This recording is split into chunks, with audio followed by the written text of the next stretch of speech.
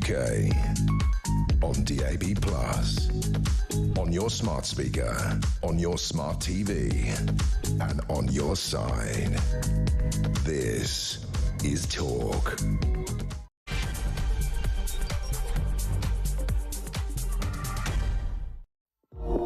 Hello and a very good evening. It is Talk and it is Petrie here with you for the next 3 hours. And of course, coming up at midnight, we have the Talk Back Hour, and it is exactly what it says on the tin. It is your chance to talk back. It's a full hour dedicated just to your voices. So there's no guest, there's nothing else. It's just you and me chatting through the morning.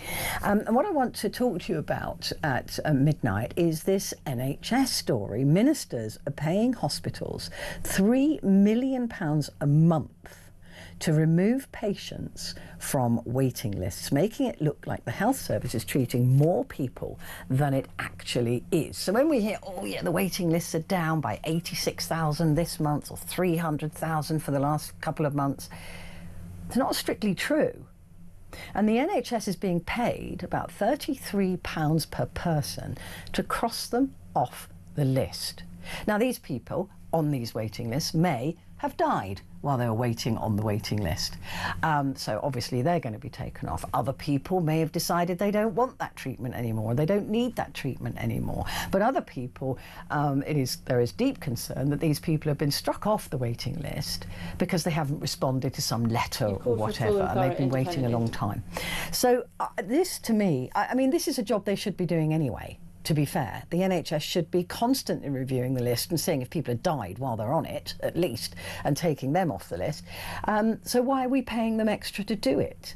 I mean, it's so much money, £3 million a month just to go through these lists. So what I want to ask you is, how long have you been waiting? How long have you been waiting for treatment on the NHS? Maybe it is you're just waiting for blood tests. Maybe it is you're just waiting for some simple thing to happen. How long have you been waiting? Have you been somebody that has been struck off a waiting list for whatever reason and you're not entirely sure why? But I want to hear from you if you're waiting for a cataract operation, or if you're waiting for a hip operation, if you're waiting for something more serious. How long have you been waiting, and what have you had to do to keep chasing those lists, to keep chasing to make sure that you get seen before something bad happens to you? Maybe you're looking at your parents or your grandparents and thinking how long they've waited to get treatment. I just want to get a measure really of what is going on in the NHS as far as these waiting lists are concerned, because if they're not going to tell us the truth, it's going to be down to you to tell me the truth. So give me a call for midnight. It's 0344 4991 1000. Calls are charged at the national rate, but we do call you back. Text the word talk and your message to 87222. So how long have you been waiting to be seen by the NHS? That's at midnight. Coming up before midnight, we have Cody Darla, the comedian and comedy writer. He's going to be here to go through the front pages for Tuesday for you. Also, we're going to be looking at the Grammys. We're heading off to LA to have a chat about the Grammys and them becoming so political this year. Mind you, these artists are pretty political anyway, aren't they? So that is coming up. Plus, we are going to, of course, be talking about these waiting lists as well and what the real truth is with the NHS at the moment. Now, I do have to apologise for being slightly gravelly throughout the show tonight, and I might be a bit sniffly as well because I was very ill at the weekend, which means I've now got the butchest voice on talk radio, and that definitely includes all the men. So I do apologise to you for that, but hopefully I'll be kept well enough lubricated that I won't suffer too badly, and neither will your ears, so I do apologise for my deep, gravelly voice. I want to talk to you as well now about the Epstein files. It never ceases to amaze me how much depravity we're learning has been going on in the Epstein circles. But of course, the one thing we don't know is who is responsible. We know that Epstein was responsible, and he committed suicide, allegedly, in his prison cell. That awful Ghislaine Maxwell woman is now in a lovely open prison and trying to get a pardon for her part in the trafficking of young women, and we're learning young men as well, boys and girls. I'm going to put it in the real terms. What is heartbreaking is that it doesn't appear that anybody is going to ever pay for what happened to those girls and boys and other young women. It appears that the powerful and the rich are so well protected. They're protecting each other, they're protecting themselves, they're so rich that they can do what they like. And some of the stories, some of the survivors will never, ever see any form of justice, it appears. Well, we've just had the latest lot of files drop. There were 3 million of them. Excuse me, my microphone is behaving very oddly again. Let's see if that's any better. 3 million dropped in the last tranche, but there are still 3 million other files that have not been released. So looking at what's in these, it is so awful and disgusting. What the hell is in the others? And will we ever get to see those, even though there's a court judgment saying that the DOJ, the Department of Justice in the US, has to release all of the files. We know now that there's more dirt and filth to come on Andrew Mountbatten Windsor and Peter Mandelson as well. Unbelievable. Now, it seems there's more to come on him too. Let's discuss this further with John Sweeney, investigative journalist, writer and host of Hunting Ghislaine's podcast. John, it's really good to speak to you. I was absolutely thrilled when I saw your name on my rundown this evening. Like I was just saying, it seems hopeless that these young people, these girls and boys, are going to see any form of justice. I'm not so sure about that. Listen, justice has been denied for far too long. It seems from the files, the latest tranche, that there was powerful evidence against Jeffrey Epstein, which would have put him away pretty much for the rest of his life in 2005. And the then Republican Secretary of State for Florida, this guy Acosta, he cut a deal with Epstein, and essentially he got done for one specimen charge of being a paedophile, of having underage sex with a girl under lawful age, and then had something like a year and a bit in a softie prison.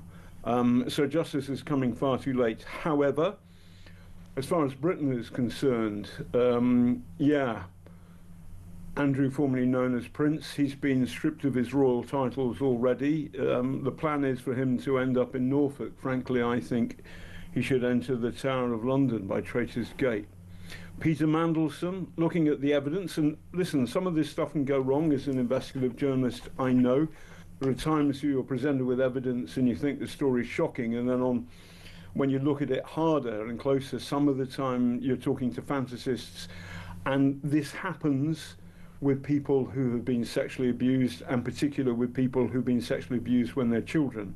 So some of the time it's difficult, and some of the time the truth is wrapped up in fantasy. There was this guy called Nick Beach who said terrible things about Lord Bramwell, the former Chief of Defence Staff, and Leon Britton, the former European Union Commissioner, and it was all fantasies. And this guy, Nick, he ended up in prison for perverting the course of justice. So we've got to bear in mind our system relies upon the presumption of innocence. Having said all that, Peter Mandelson, looking at the evidence, I can't see him escaping a prison sentence. I think, time and time again, there's evidence of him leaking information to Jeffrey Epstein, and time again, there is evidence of his boyfriend receiving money. Now, the money that we can point at, and in a hard way, and Mandelson seems to deny this, is first of all, it was only $10,000, then $75,000. Then there's stuff which the Financial Times and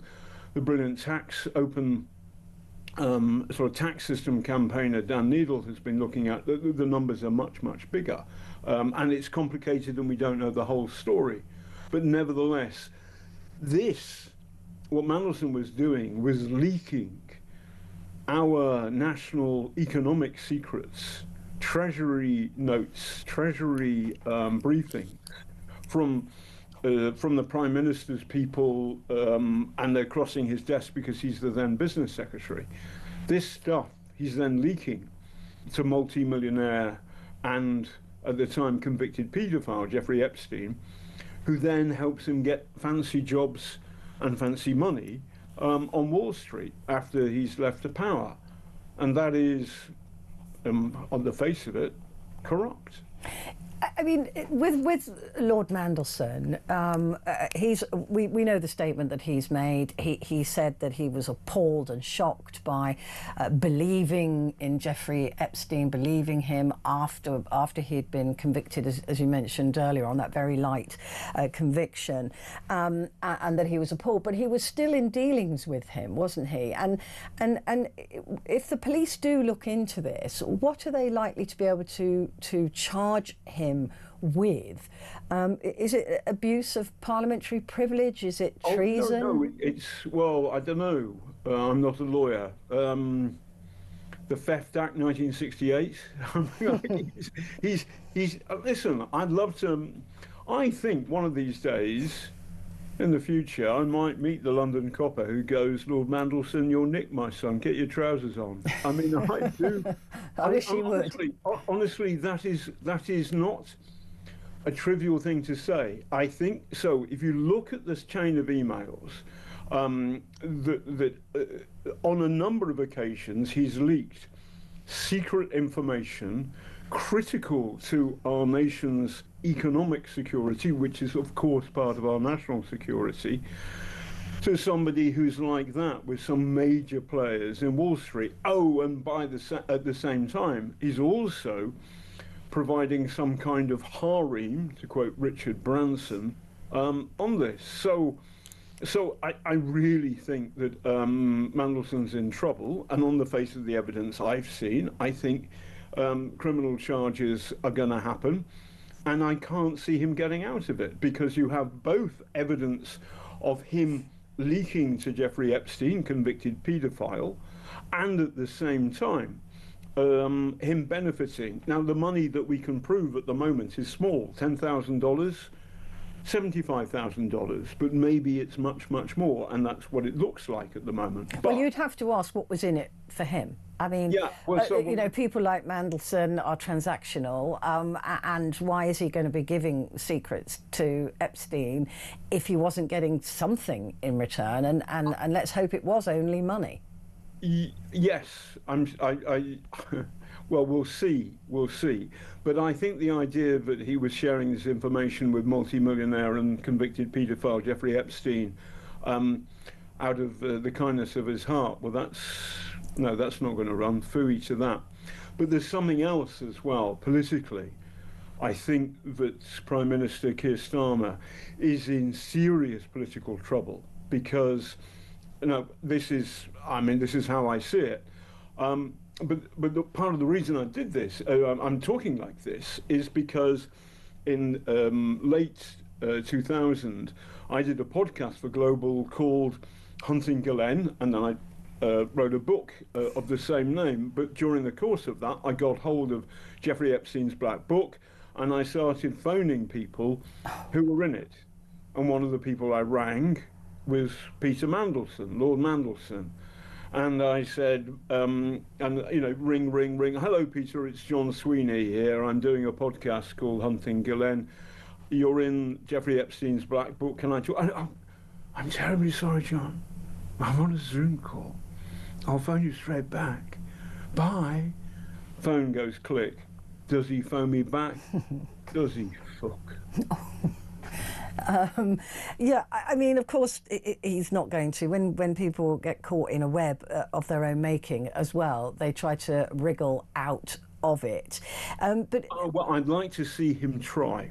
But also that goes for some of the other rich men. So answering your point about the victims here that you were making earlier, I think the victims can get some satisfaction about the public shaming of this. And, you know, listen, I worked on this story and I know it, and I feel shocked by what I've been reading, shocked by the sense of these very rich and powerful men getting away with stuff. Now, look at Andrew and that picture of him with and the way the media's got to play this, because we don't know the whole facts, and there are libel lawyers out there like sharks, and of course, at one point, Peter Mandelson is recommending a libel lawyer from Schillings to, or Jeffrey Epstein, or I mean, it's not good.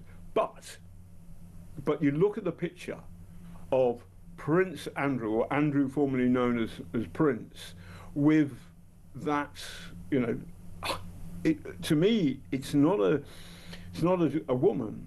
The person he's sort of on the carpet with looks far more like a child than a grown adult. Now, she may be a very slight adult, but it really, that picture. It's disturbing. It really is disturbing. Yeah, no, it's. I mean, the Daily Star's headline, and whoever does the splash subs, the splash sub on the Daily Star is a genius. He's a Caravaggio of newspaper headlines. But he said, well, creepy crawler. Yeah.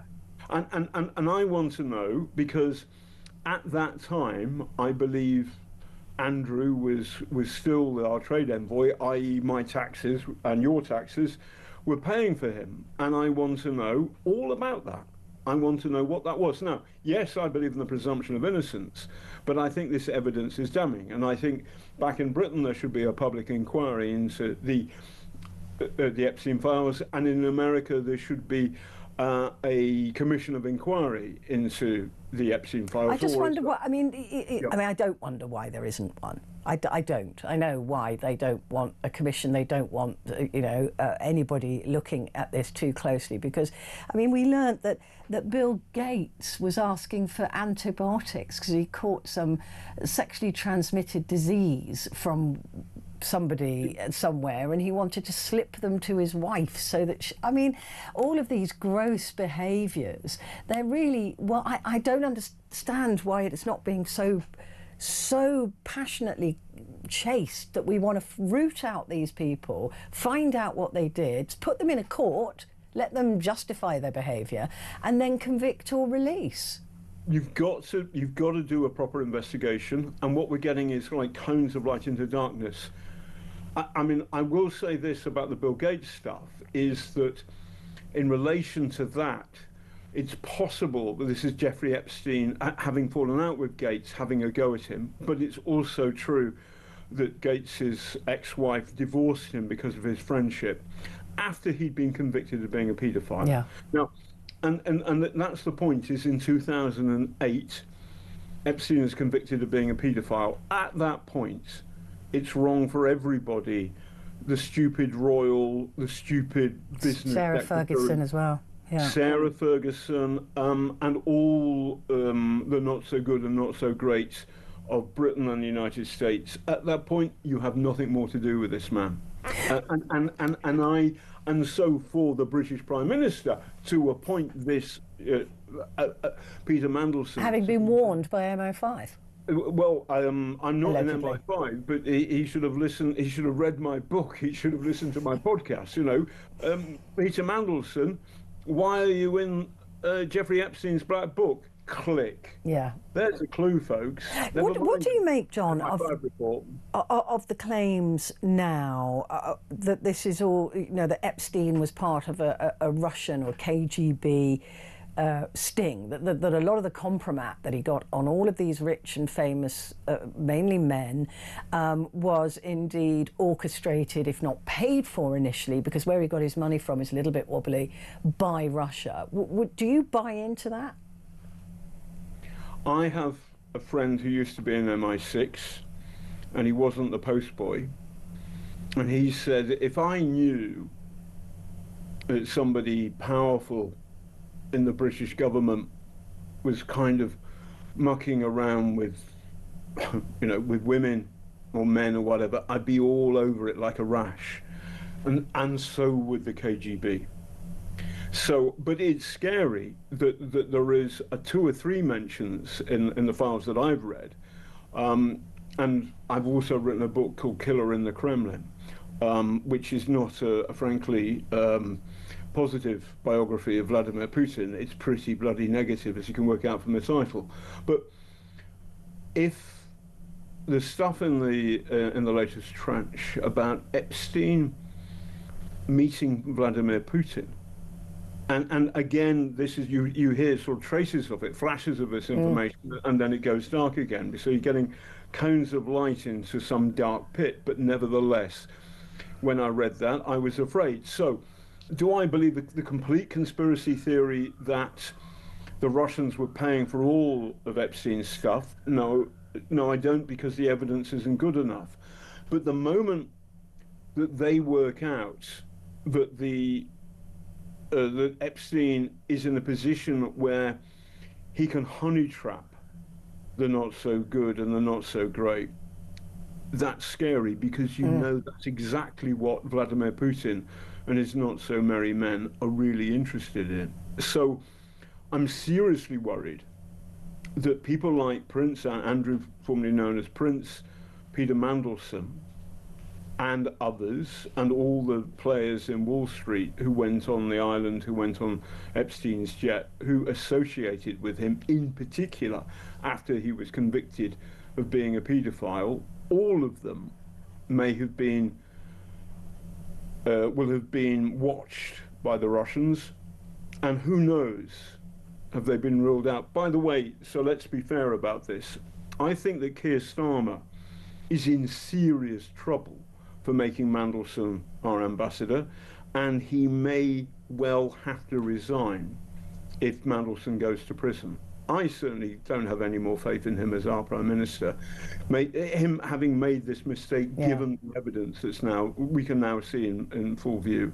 But secondly, that's also the questions about anyone who's pals with Donald Trump, because Donald Trump is in these files something like 5,000 times. And again, I believe in the presumption of innocence. It's our system from Anglo-Saxon times, and it's a good one. It's a proper one. But nevertheless, there are stories in there, and they're not fully told and not fully investigated, and there's a process. Well, that's the problem, isn't it? They weren't investigated. Well, it's not, but also the investigators didn't have the raw evidence that's now in the public domain. But the person who put it there was Trump, because Trump called on President Biden again and again and again when he was out of power in 2000. Biden released these files. And what's happened is, now that he was in power again, everybody said to Trump, okay, release the files. And Trump stands accused of having sex or appearing to have sex. These are the accusations. I believe in the presumption of innocence. Maybe Trump has a perfectly good explanation for this, but there's bad stuff in there. Really bad. So there's a question for Nigel Farage. There's him in the golden elevator. There's Donald Trump. What, Nigel Farage, do you say now about your friend Donald Trump, who appears to be a man who palled around for more than a decade with Jeffrey Epstein, one of the worst people in modern times? Yeah. So questions for our Prime Minister, but also questions for the leader of Reform. And the questions go on and on. Why on earth didn't the Royal Family act sooner? And why are they thinking of putting him up in some fancy place in Norfolk when there's a perfectly good room underneath Traitor's Gate in the Tower of London for Prince Andrew, formerly known as Prince? Well, the one thing we do know for certain, John, is that we've only got half the files. The worst is probably yet to come. And it's shocking. It is. It is. I mean, you literally couldn't make this stuff up. No, and it's not my first rodeo, this stuff, and but it's shocking. I mean, I've been a reporter, man and boy, for 40 years more, and I can't remember going, bloody hell. I know. And on a daily. It's horrible. It's not to people falling in love. It's not Matt Hancock falling in love with somebody else. I can understand that. And it wasn't great, but I can understand that stuff. This is far darker. Far, far darker. I think it's far, far darker than we perhaps will ever find out. John, it's been a real pleasure talking to you. I suspect we may do this again when more and more comes out. It's great to talk to you. John Sweeney, investigative journalist, writer and host of Hunting Ghislaine podcast. Quick break, back in a sec.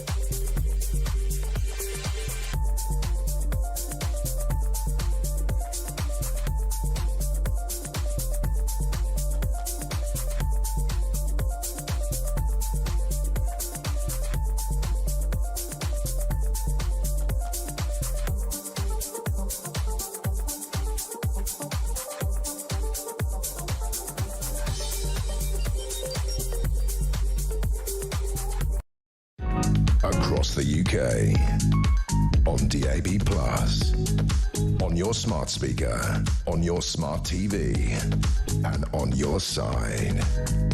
This is Talk. Hello there, good evening. Just a bit of breaking news for you, and that is Sarah Ferguson's charity, Sarah's Trust, has now announced it will close for the foreseeable future. This is, of course, just days after new revelations emerged about the former Duchess's friendship with paedophile financier Jeffrey Epstein. So Sarah Ferguson's charity, Sarah's Trust, has announced it will close for the foreseeable future. Right, coming up at midnight, it is Talkback, and that is your chance to have your say, to be the conversation. And I want to talk to you about Labour paying millions of pounds a month to make hospital stats more flattering. In other words, to cut the waiting list so they can say, look, the waiting lists have gone down by 86,000 people in 1 month. Yeah, probably because they've just been struck off the waiting list. So the question I'm asking you is, how long have you been waiting?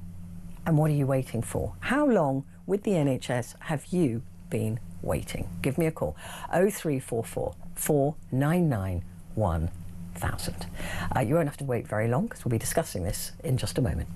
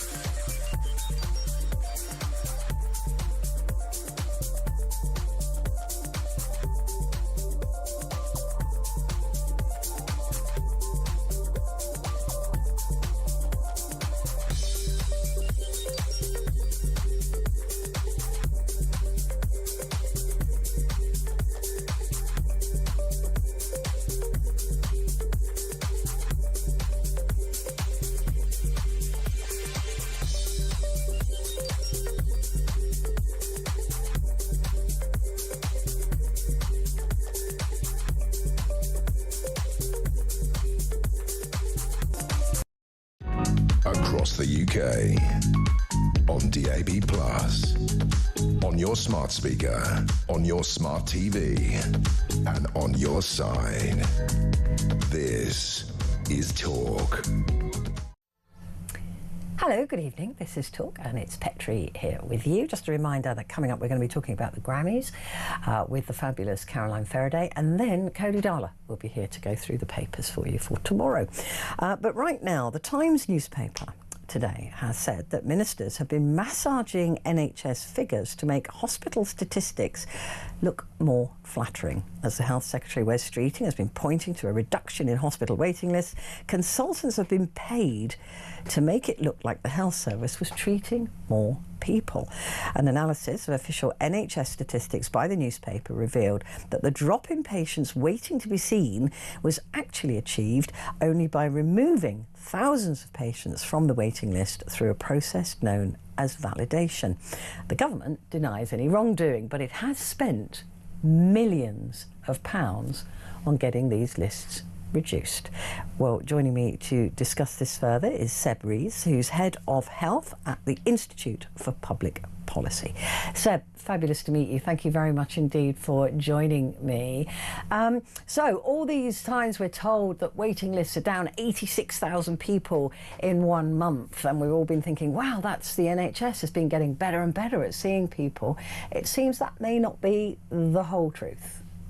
So I think this is a complex story, and I think some of the accounts today have been slightly uncharitable to what the NHS is trying to do with validation. So with a challenge like waiting list time, there's not really any magic wand for clearing waiting lists. There's a few strategies that you can employ. The first and most obvious one is just to treat more people, provide more care, do it smarter, buy more staff, more kit, do more evening and weekend work, but also better use what we already have. So invest in operational management to make sure the right people are in the right place at the right time, get people seen in the community centre rather than in the hospital, get people seen in the surgical hub, all of those kind of things. And about 85% of the reduction that we see in waiting lists is to do with just providing more care for people.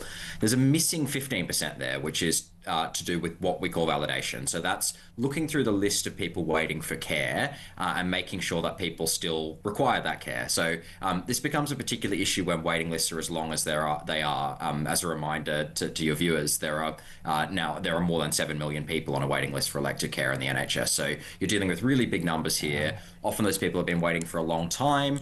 Some people might have died while they're waiting for care. Some people might no longer need care because they've gone private. Some people might have recovered. And in some instances, we're kind of going through the wait list and looking at whether someone requires that form of care or something else. So validation is a really important part of managing a wait list, and it's something that's happened for many years. I think the thing that you flag, which is different this time, is that we're specifically paying for people to be validated. Yeah, because Rishi Sunak was advised to do this, and he said no. He said, look, this is something that should be done anyway. Why are we paying extra for the NHS to go through these lists? I mean, I would have thought that would have been something that they did constantly. Why are we having to pay them millions and millions of pounds extra?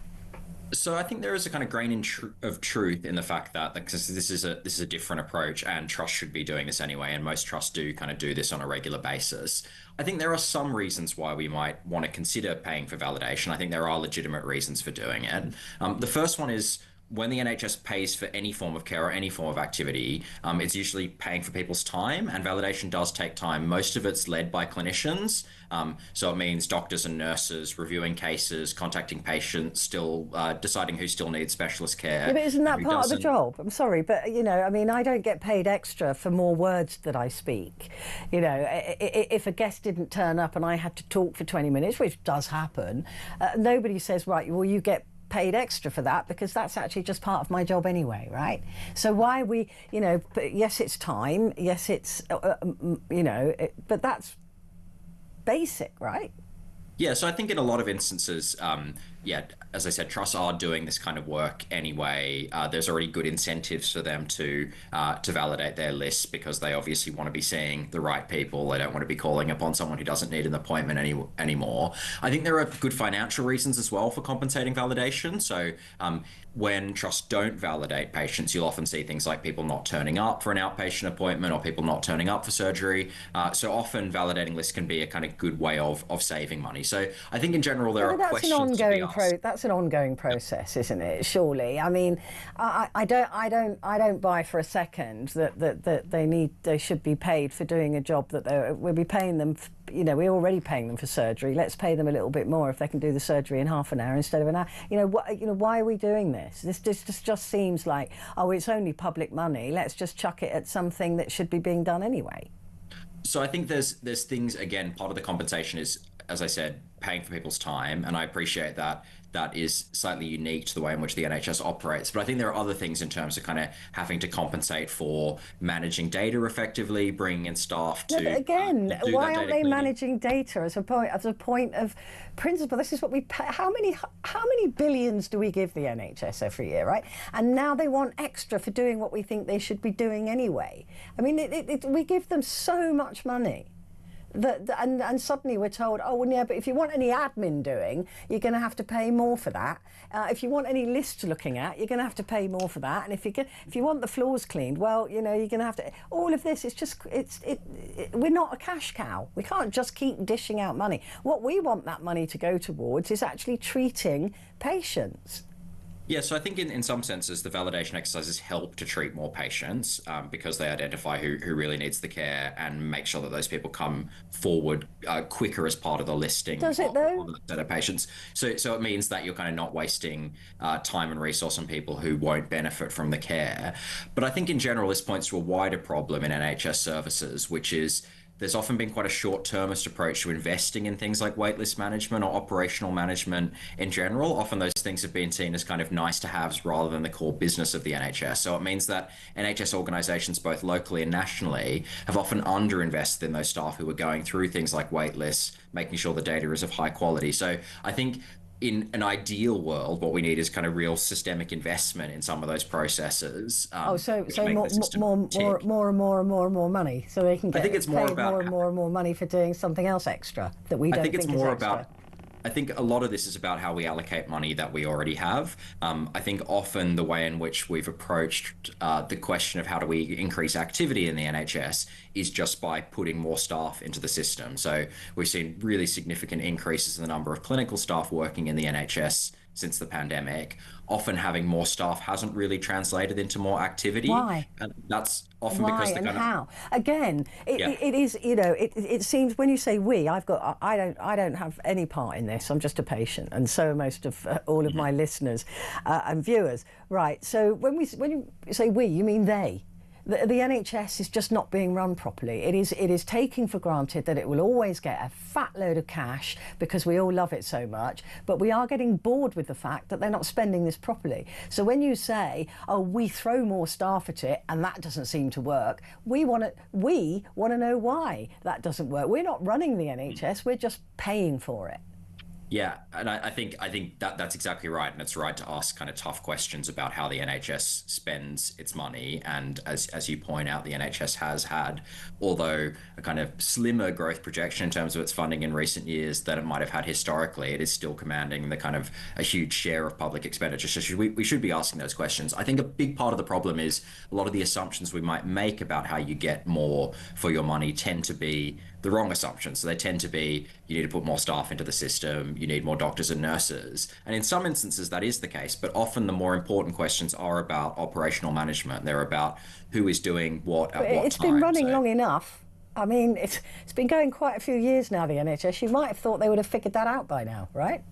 I think that often what has happened in the NHS is in circumstances where money is tight, often the decisions that have been made financially are to protect numbers of staff working in clinical roles, to protect doctor and nurse numbers, and often increase those numbers, but not have a commensurate increase in the number of people working in managerial roles. So there's a kind of widespread myth that the NHS is kind of bloated and full of middle managers, but in actual fact, in terms of those kind of core operational roles, the roles that really make the system tick, we're really underinvested in those kind of of roles. So it means things like having more staff in the system but working less efficiently. So I think where the conversation needs to evolve to is thinking really clearly about how we're allocating resources in the system to maximize what we get out of it. And that would mean probably changing. I'm sorry, but that is such an obvious statement, isn't it? And we hear this all the time. It's just word salad, to be honest with you. We need to maximise output and minimise. I mean, it doesn't seem to go anywhere. All lessons will be learned. I mean, does it worry you though that there is an incentive per head, per person, to strike them off a list? Are we convinced that people who just haven't responded, perhaps are too ill because they've been waiting too long, perhaps they've moved because they've been waiting so long, and they're being taken off lists? Where there's a financial incentive to remove somebody's name from a list, I can't help but think there'll be people struck off that list who need to still be on it. Are there the safeguards in place to ensure that doesn't happen? Yeah, so there is a number of safeguards in place around this. There are kind of clinical audits in place to make sure that you're not, for instance, striking off people in a particular area of care or people from a particular demographic. But I think we should also be asking questions about how fairly this is done. So we do know in some instances, NHS organisations are having a kind of one strike and you're out rule, where if you miss a single appointment, you'll be moved off a wait list. And I think often this is being done inappropriately. So I think some of the tougher questions we need to be asking is not should we be validating patients, but how are we doing this? So I think you're right to ask about the safeguards. Some of them are in place, but as this becomes a more used tactic, I think we need to have a better conversation about kind of what those safeguards should be. Yeah, I mean, for example, I was waiting in all day for a phone call from somebody from the NHS. They didn't bother calling me. The next thing I knew, I got a snotty message saying that I was going to be taken off a list. And just thought, well, it wasn't me, it was you. But can you get to talk to somebody to say you didn't call me? No. So you have to fight. And the reason you're in the NHS is because you're not well. So people, usually, and so people, there needs to be a little bit more thought about the patient, doesn't there, rather than just always putting it down to money. Yes, absolutely. And I think as a kind of bit of a quid pro quo in all of this, the NHS needs to be far better organisationally across the board at communicating effectively with patients. I think a lot of people point out that whilst the care they receive in the NHS is excellent, some of those issues around coordinating their care, administration, communication are really found wanting. So I think a kind of real focus from this government on improving that experience of NHS care and kind of interfacing with the system is a really vital area of focus. And if the numbers that you mentioned at the beginning of this conversation are true, and it only amounts to 15% of people that have been written off a list, why not be honest with us? Why stand there and say, Streeting or Starmer, look how we've got these lists down, they're marvellous. Why not be honest? Why lie? So I think because they're right in pointing out that most of the list reduction. No, that's not what they're saying. They're saying all of them. They're telling us those lists are down because of things that they've done. And they've improved the system. If all of those numbers are not because of an improvement in the system, but actually striking people off the waiting list, that's not the truth. Why not just be honest? We're not. So I think, yeah, children. I mean, I think they should be honest about what kind of levers they're pulling to drive down wait lists, because they're not just about care. The majority of them are about performing more care. Some of this is validation. Some of it is reducing people joining the wait list in the first instance by more carefully managing referrals. So I think we should be honest that getting a grip of this challenge will require delivering more care and increasing activity, but will also require much smarter ways of managing referrals and managing wait lists. So I think some transparency over that and how the process is being carried out is really important to kind of have integrity in the process of validation. Yeah, otherwise we're not going to believe a word they say ever. We barely do now. But Seb, thank you very much indeed for joining me. Seb Rees, Head of Health at the Institute for Public Policy. Quick break, back in a second.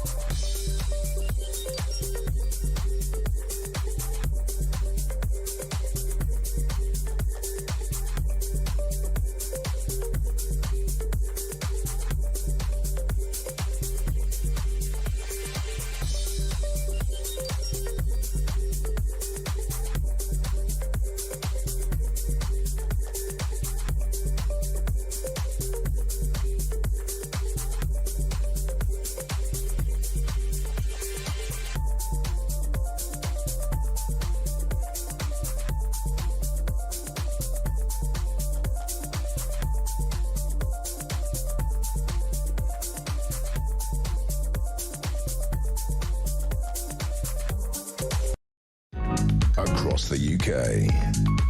On DAB+, on your smart speaker, on your smart TV, and on your side. This is Talk. Hello, this is Talk, and it's Petrie here with you. And coming up at midnight, coming up at 11 at the top of the hour. I'm an hour ahead of myself. It is Cody Darla who will be here to go through the papers. Of course, at midnight it is Talk Back, so there'll be more to come on that in just a moment. But it was the Grammys this weekend, the big award that took place in the music industry. This is like the Oscars of the music industry. And amongst the winners, Bad Bunny, who took home Album of the Year, Billie Eilish and Kendrick Lamar, who won 5 gongs. But the music awards were highly charged by political protests against Trump's administration and his immigration policies. And the US president now has threatened to sue the host of the Grammys, that was the comedian Trevor Noah, over a joke. But then we know he's particularly thin-skinned. Not Trevor Noah. Let's talk now to the multi-award-winning journalist based in Los Angeles, Caroline Faraday, who I haven't spoken to for a while. How wonderful to see you. How are you? It's so lovely to see you. You look so well. Thank you. Obviously, I've won more awards since we last. No, obviously, I'm not True even. story. You're going to have to get a bigger house. It's as simple as that. You're just going to have to. I can't. I mean, it couldn't happen to a nicer person. I'm so pleased it's you and not somebody. It's not somebody I hate. So I'm really pleased. I didn't do any political speeches, though. Didn't you? No, I didn't. But I had been sort of lamenting recently that. I think back in the, if you think back in the days of the sort of Vietnam War or whatever it was that's going on, musicians did get involved. They did. And make political statements and offer, a point of view. So I think it's very easy to be like, oh, these celebrities, what do they know? But music is a way of expressing, what's going on in the world and differing points of view, and kind of traditionally has been a way. Even if you think about the kind of way like certain songs, I don't know, like came through like... Oh, the protest songs. People who were like enslaved. That's what I was going to say. Kind of like came up where music was like something that kind of went through, or your Bob Dylans or whatever. So just because it's artists that might, we might not be as familiar with, who are talking, they're actually doing some amazing work in making comment about what modern America looks like. And without a doubt, modern America looks very different in 2026 than even it did 10 years ago, when Trump first took office. And I think it is important for the arts to reflect that, and it is an important part of music to reflect that. And when you go back in sort of music history, so what did it reflect? Kendrick Lamar, who I'm not massively familiar with Kendrick Lamar's work beyond he was the Super Bowl artist last year, and he did this performance that was very kind of charged and of the moment, and I sort of sat up and took a bit of notice really at that moment. I'm not sure that I was initially his target audience, but I was like, oh, this guy's saying something. He's actually out there saying something, and he's got something to say. And what I don't enjoy in perhaps like hip hop and rap music is when it's just laced with misogyny and kind of negativity. So to have it kind of have more of a statement and be about empowering people rather than whatever the right word is, pushing people down, I think is a really great thing. Yeah, I mean, the people are saying, oh, it was woke, or it was, but like you said, artists, no matter who the artist, always been woke. You've got all sorts of artists, painters. You've got poets, playwrights. They all respond to the world around them, and music has always been incredibly important when it's come to those protest songs, those songs of the moment. And Springsteen, there he is. Springsteen's put out a protest song. It's not only the sort of younger generation of musicians. It is a way to reflect the world around you, whether that is the arts as music or whether that is the arts on Banksy, for example. He's a visual artist, but he's a protest artist, right? Everything he does has a political view, and I think it's important that these artists who have the ears of young people who are, perhaps feeling a little bit lost in modern day America, or even just in the modern world, who they know that they're not alone if they feel lost, that they know that they've got a voice there, and so I don't know why people have a problem with this. I sometimes have a bit of a problem when well-paid actors sit and whinge in an awards ceremony. I think that's a bit different because they're not reading their own words when they're acting. But when if it's a musician, like I said, or a poet or any formal artist, then I think they have not just a right, but should a duty actually have a responsibility to do so. If you think back, nobody was going, John Lennon, that Imagine was a bit woke, wasn't it? No, you know what I mean? No. Oh God, Streets of London, that was a bit woke, wasn't it? I mean, those were really important messages where and this is true of all music, whether it's about love or loneliness or joy or whatever it might be, that you find a reflection of something in your own life reflected in your music choices, or perhaps something of somebody else's life that you can empathise with or see it from another point of view. And so, I think that is artistry right there. So, they used the platform of the Grammys to sort of talk about the state of America. Kendrick Lamar gave his speech, and then SZA, and I'm so cool because I know how to say SZ. Oh, I've lived in America so long, I say Z, SZA. And she took the mic. SZA. I've learned it. Please don't fall into despair. I know that right now is a scary time. We're not governed by the government. We're governed by God. And there was this kind of topical, politics-infused kind of evening. But you're absolutely right. Suddenly, Donald Trump woke up halfway through because Trevor Noah, the host who used to host the Daily Show, and big comedy host, he made this joke. Actually, Caroline, I'm going to stop you because I've got that on tape. We're going to show that joke right now. So well done for queuing it up. You're so prepared. I know, tell me. Right, here is the joke that Trevor Noah told that Donald Trump is now threatening to sue him over. Congratulations, Billie Eilish. Wow. That is a Grammy that every artist wants, almost as much as Trump wants Greenland, which makes sense. I mean, because Epstein's island is gone, he needs a new one to hang out with Bill Clinton. So, I told you it's my last year. What are you going to do about it? So Donald Trump very unhappy about that and said to Trevor Noah, be prepared, I'm coming after you. Donald Trump does not like jokes being made at his expense, and some moons ago, he was he attended before he was president, he attended the White House Correspondents' Dinner. Oh, the roasting. And Barack Obama made a joke at Donald Trump's expense, and he has never forgiven it. He does not like jokes made at his expense. And to be fair to Trevor Noah, that really wasn't that savage. No. It was a bit of a quip more than even a joke, I don't think. Like, it was a little quip, a little bit topical. It didn't really go there. And actually, he didn't even make it only about Trump. He also included Bill Clinton. Yeah. So he kind of, I think in that moment, tried to balance out the politics of it. So I think that he sort of made this kind of fair attempt to kind of not only make a joke at Trump's expense, but to also make it at Clinton's expense, and therefore diffuse the politics of it. But as we know, Donald Trump was not chuffed.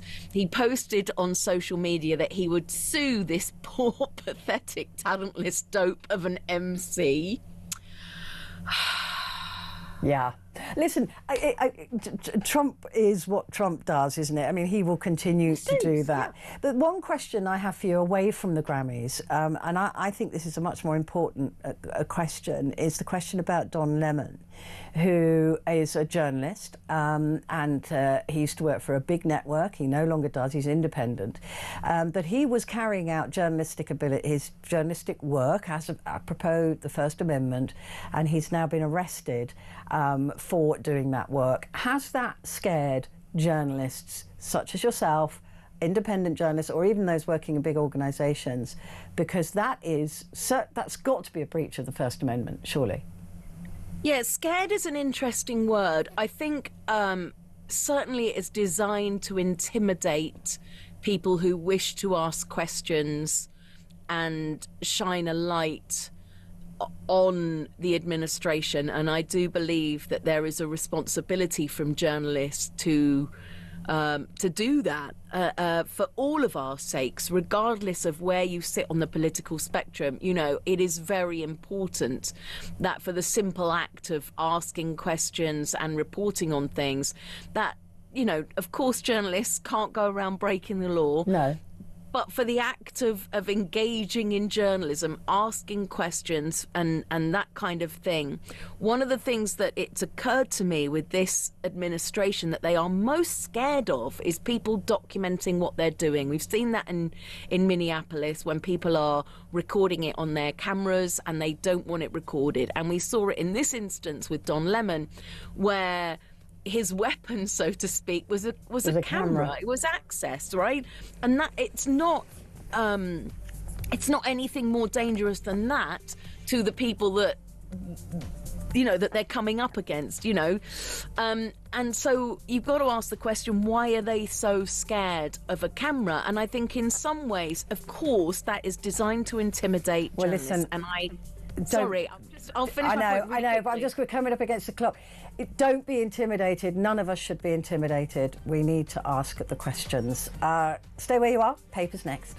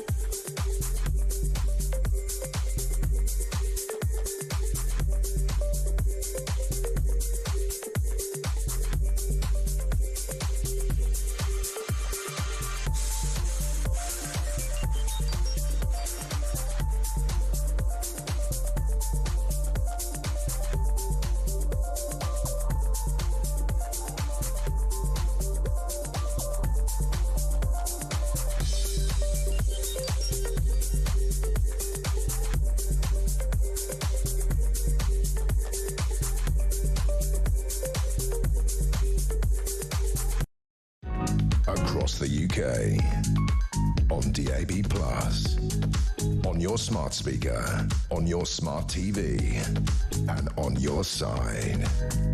This is Talk.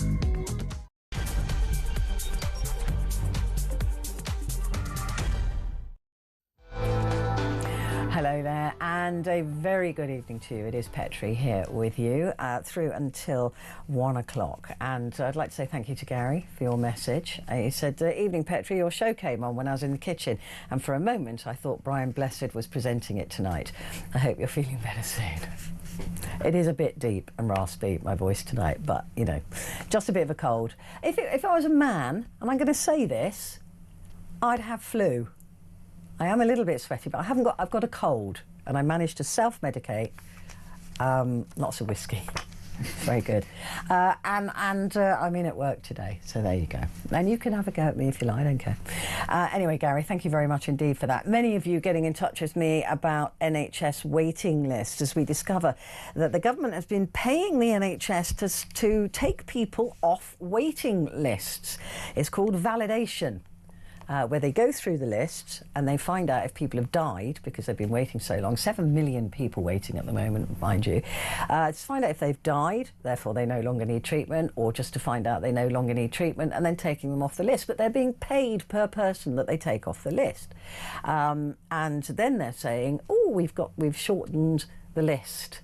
We've shortened the list, look how well we're doing, and at least 15% of those numbers, and I'm convinced it's more than that, as many other people are looking at the figures, the lists have gone down because they've taken people off the list.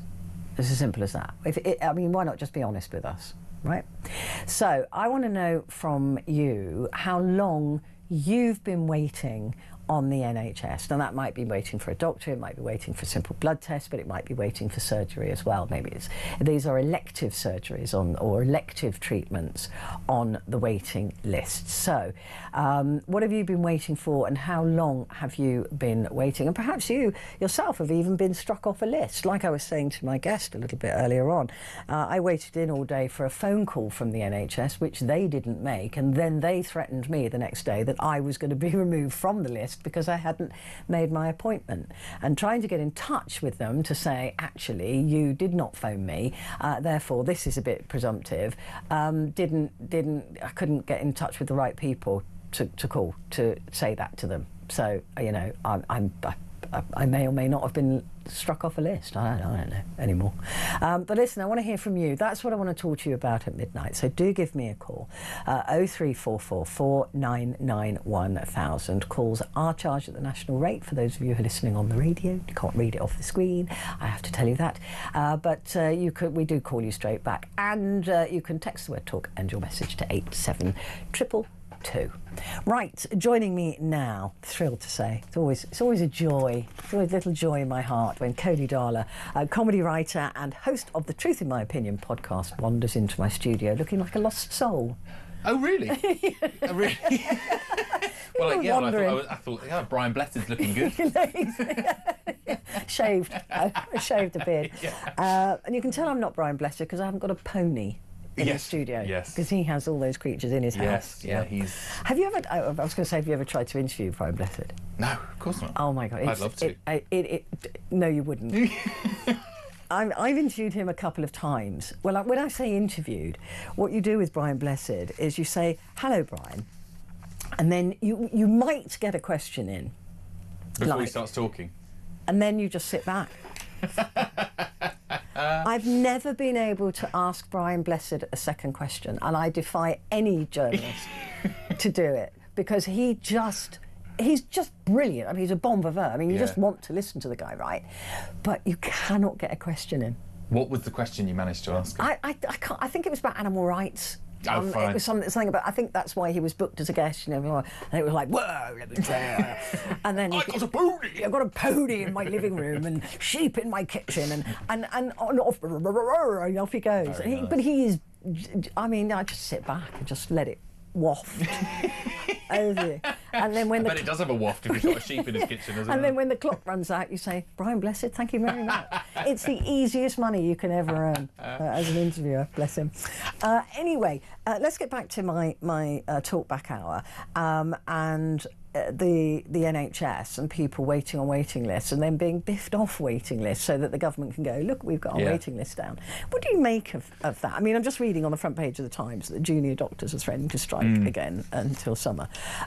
So, what have you ever had to wait? You're a young fellow. You probably haven't had to wait for anything. Yeah, I've been quite lucky. The only medical things I've had have been medical emergencies, like a gangrenous appendix. So I've never really had to, in the middle of my A-levels. That's sexy. Yeah, it was really awesome. So, yeah, I mean, my contact with the NHS is quite minimal, but my granddad is 85, and so I sort of have contact vicariously through him. And that the not being called is pretty standard. But and then being accused of not turning up for the appointment, that really got my goat. Exactly the same thing happened to my granddad, where they're like, we called you. I mean, he doesn't go anywhere anyway, but he was like, no, you didn't. No, you didn't. Yeah. So it's but this I mean, fiddling the figures is just tale as old as time. That's what annoys me. Is you know, my guest was saying yes, but a lot of them are because we've improved. But then just tell us that. Don't stand there and say, oh, we've got 86,000 people off the list in the last month.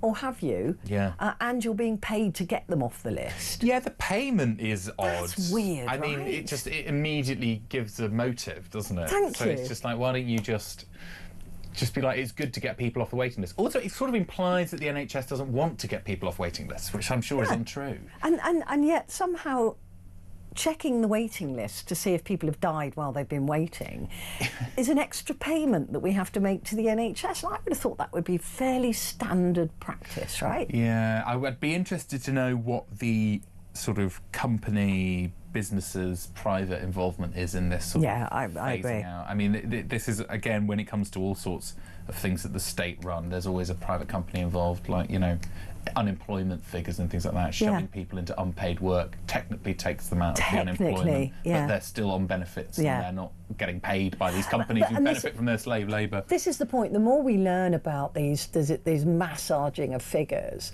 the less we trust anything that we're told.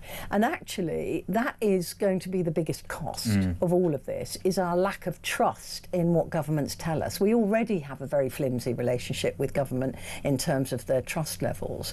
And the more and more we learn about these things, the less we believe them. So, I mean, they could literally come out and say the best thing in the world has happened, and we'd go, yeah, whatever. It's like if somebody rang me and said, you've just won £1 million, I put the phone down on it. And it could be that I have, but I just don't believe them. Do you know what I mean? Yeah, I do know what you mean. We're just not trusting them, and the more they break our trust, the worse it gets, the more we destroy democracy. Yeah, it's like, fix it. Everyone wants you to fix NHS waiting lists, so just fix it. Yeah. Also, it's like, it's not great if you're like, oh, it's proving harder than we thought, but don't, like, say, it's so transparent. Honest. Yeah, like, if you're paying people to take people off waiting, also, like, what does that mean? Are people accidentally being taken off waiting lists? Yes. What? Yeah, because if they were saying, oh, we've got things in place to make sure that doesn't happen. What if you've moved? What if you're too sick to answer a letter or a phone call because you've been waiting so long? What do they mean you're taken off a waiting list? They just take your name off the waiting list. That's it. So you've recovered in your own time? Yeah, possibly. I mean, you're waiting. 7 million people are waiting at the moment. Give yourself a kidney transplant. Good chance. There's a good chance you might have either died or got over it by now. I mean, or found a way round it. Gotten over it, yeah. But I don't understand that at all. If you're on a waiting list, you're on it for a reason. Well, some people may have given up waiting and gone private. Oh, I see. Okay, just given up the will to live. Yeah, well, possibly. Yeah. And you've got people waiting for cataract surgery that is time specific, right? If you don't get your cataracts done in time, they can't then be done. So you're waiting on a waiting list, and at the risk of going blind, you might, sell a kidney just to be able to get your eyes done. Because at the risk of going blind. So because you're waiting so long. So I don't. But why we're paying extra for it? It really galls me. Yes, well, like I say, I think there's more to that than we're being told. That'll be a private company that has been drafted in to administer millions and millions of pounds of taxpayers' money. £3 million a month. Well, there we go. To get the lists down. The motivation of which is not the delivery of good quality health. Exactly. The motivation of which is £33 per patient that you cross off the list. This is, you scratch below the surface. Not even that. That is private involvement in all elements of government. We do. You are. The 2012 Olympics. That was the apex of that sort of thing, with G4S getting paid millions of pounds of taxpayers' money to not deliver a service. Yeah. This is common.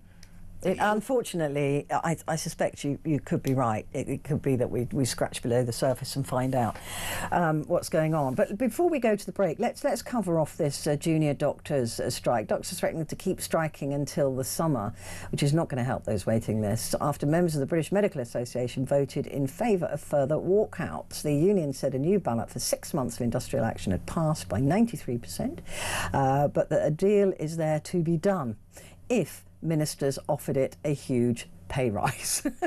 Well, they've already had quite a big pay rise, and they've already been told that they're not getting another big pay rise, but they're going to keep striking, it seems. The turnout for the latest ballot was 52.5%, so just over the 50% threshold. So when they say it is a 93% action pass, that is the 93% of the 52%.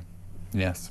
Well, maybe they've clearly got some money in the NHS. They pay £33 per to get person to get them off a waiting list. What is it? Do you have the money or not? Well, the thing is that the doctors, the resident doctors, the junior doctors, want a 26% increase on top of what they've already been given. We don't have the money. We don't have the money. I sense this that junior doctors are running out of goodwill amongst the population. Yeah. But like I say, that I know £3 million wouldn't pay for the pay rise for junior doctors. But that is indicative of a broader discussion where we have money to throw at a problem that isn't helping anything.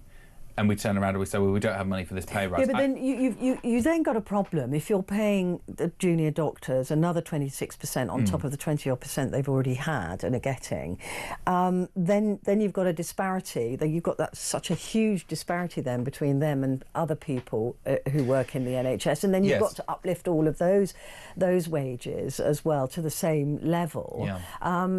And suddenly, more than half of the money that goes into the NHS is going on wages, or 2/3 of the money is going on wages and not on care, because it does seem that the doctors, look, don't forget, these junior doctors, they go on and specialise and then earn fat loads of cash. Yes, they do, but there's also an element of, there's a broader discussion about the NHS, the wages for NHS doctors being quite low to the point where it becomes more attractive for foreign doctors to come in, which has another moral discussion where we take doctors, from places like Nigeria, and then Nigeria don't have qualified doctors to help them. There's a sort of knock-on effect. I do understand what you're saying, but we have plenty of money for other things. Yeah, we do. We spaffed £90 billion on HS2. It's all part of a broader discussion. Listen, I get it. It is part of a broader discussion. But as you said, I think junior doctors are have lost public support over their seemingly caring more about the money than the patients. Although they did accept the first part of their pay rise on the proviso that they would... No, not on the proviso. They were told that was it, and they said, we're going to come back for more. That's what they said. Okay. I remember talking about it at the time. Okay. Right. We're going to take a quick break, but Cody and I will be back in just a moment.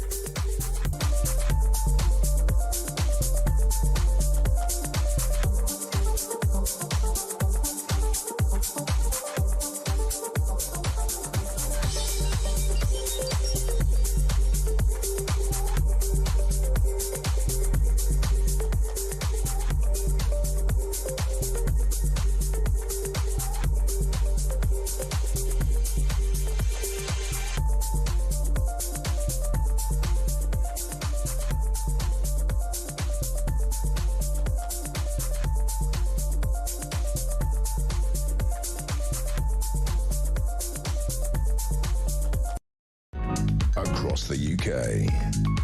On DAB+, on your smart speaker, on your smart TV, and on your side. This is Talk. Hi there, this is Talk, and it's Petrie, and with me, Cody Darla, comedy writer and host of the Truth in My Opinion podcast. You can also find him on TikTok and Instagram as Mr. Cody Darla, and he's very funny. I do like your stuff. Thank you very much. And I say that behind his back as well, to be fair. In fact, Amongst other things. I'm nicer about you behind your back. That's when you know that I like you. Yeah, that's good. Horrible That's a to your good face, relationship, yeah. nice behind your back. Let's continue looking at the Times, and a picture there of Lord Mandelson.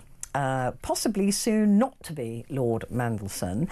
Police look into Epstein leaks from Mandelson. Shocked Gordon Brown demands a number 10 inquiry. Now, this is because Mandy leaked or informed Epstein and his cohorts of big economical moves within the Gordon Brown government, and was sending things to Mandelson that he could have profited from. Yes. To Epstein, sorry, that he could have profited from. Yeah. Informing him that the UK government was about to sell off £20 billion worth of assets. Yeah. And that Europe was about to bail out the euro, not Britain, but the deal was going through. All of those things, which has got to be some kind of criminal, hasn't it? Totally, yeah, completely. Well, I think the main takeaway I took from this story was how corruptible our elites are. Yeah. I mean, this is sort of the big takeaway from the whole Epstein thing, really, where it's a big club. They are completely corruptible. All it takes is one paedophile to pay them enough money, and they'll do whatever he wants. Yeah. I mean, it's crazy. This is the calibre of political leaders we have. I mean, look at the whole of the Epstein files, and we've only seen half of them have been released. Out of the 6 million, we've got 3 million. It is absolutely astonishing to me that these men are being protected by each other, that Russia, it appears, is deeply involved in the compromat that Epstein got on each of these men on his island. There's even money, you can see money being traced for women or for girls. You know, I'll send you £5,000, or I've got a nice young complicit thing for you, Russian girl for you, or whatever. Right, great, I'll send you £5,000 for that. There's no question there are victims here, and yet there is not the drive to find out who the perpetrators were. No, and in fact, most of the details leaked in the files were of the victims that the Department for Justice should have been redacted. Forgot to redact. Yeah, it's they're all protecting each other, and somebody's got to. This has got to reach a point. It's got to reach that velocity where you can't push it back uphill anymore, hasn't it? You would like to hope. We'll see what happens with Mandelson, but I mean, you know, this is the thing. I think he will be charged. I think he has to. I mean, this is.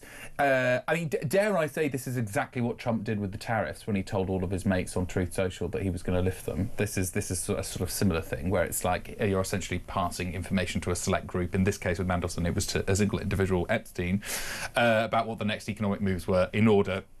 For somebody to benefit. For him to benefit. But nobody really knows where Epstein got his money from either. This is the thing. He suddenly sort of appears as in Wall Street, and a lot of people who worked Wall Street around that time had never heard of him. Never heard of him. They don't know where he got his money from.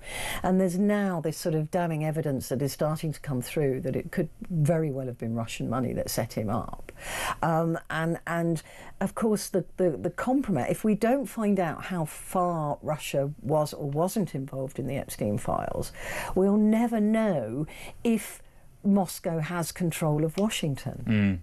or Moscow has control of Israel, or Israel has control of Washington, or Washington has control. Do you know what I mean? That Yes. we won't know quite how compromised the world is by this horrible, disgusting cabal of men who are just out protecting each other. Well, exactly. Well, I think the answer is they are compromised. They're entirely Well, compromised. there were cameras all over Epstein Island, weren't there? There were cameras in every bedroom and every weird dental room. Completely. And they are compromised. And like I say, I think this is why it's so shocking, because you realise these people are running our countries, and their decisions that they make are not governed by the good of everyone. It's governed by to protect themselves and their own interests.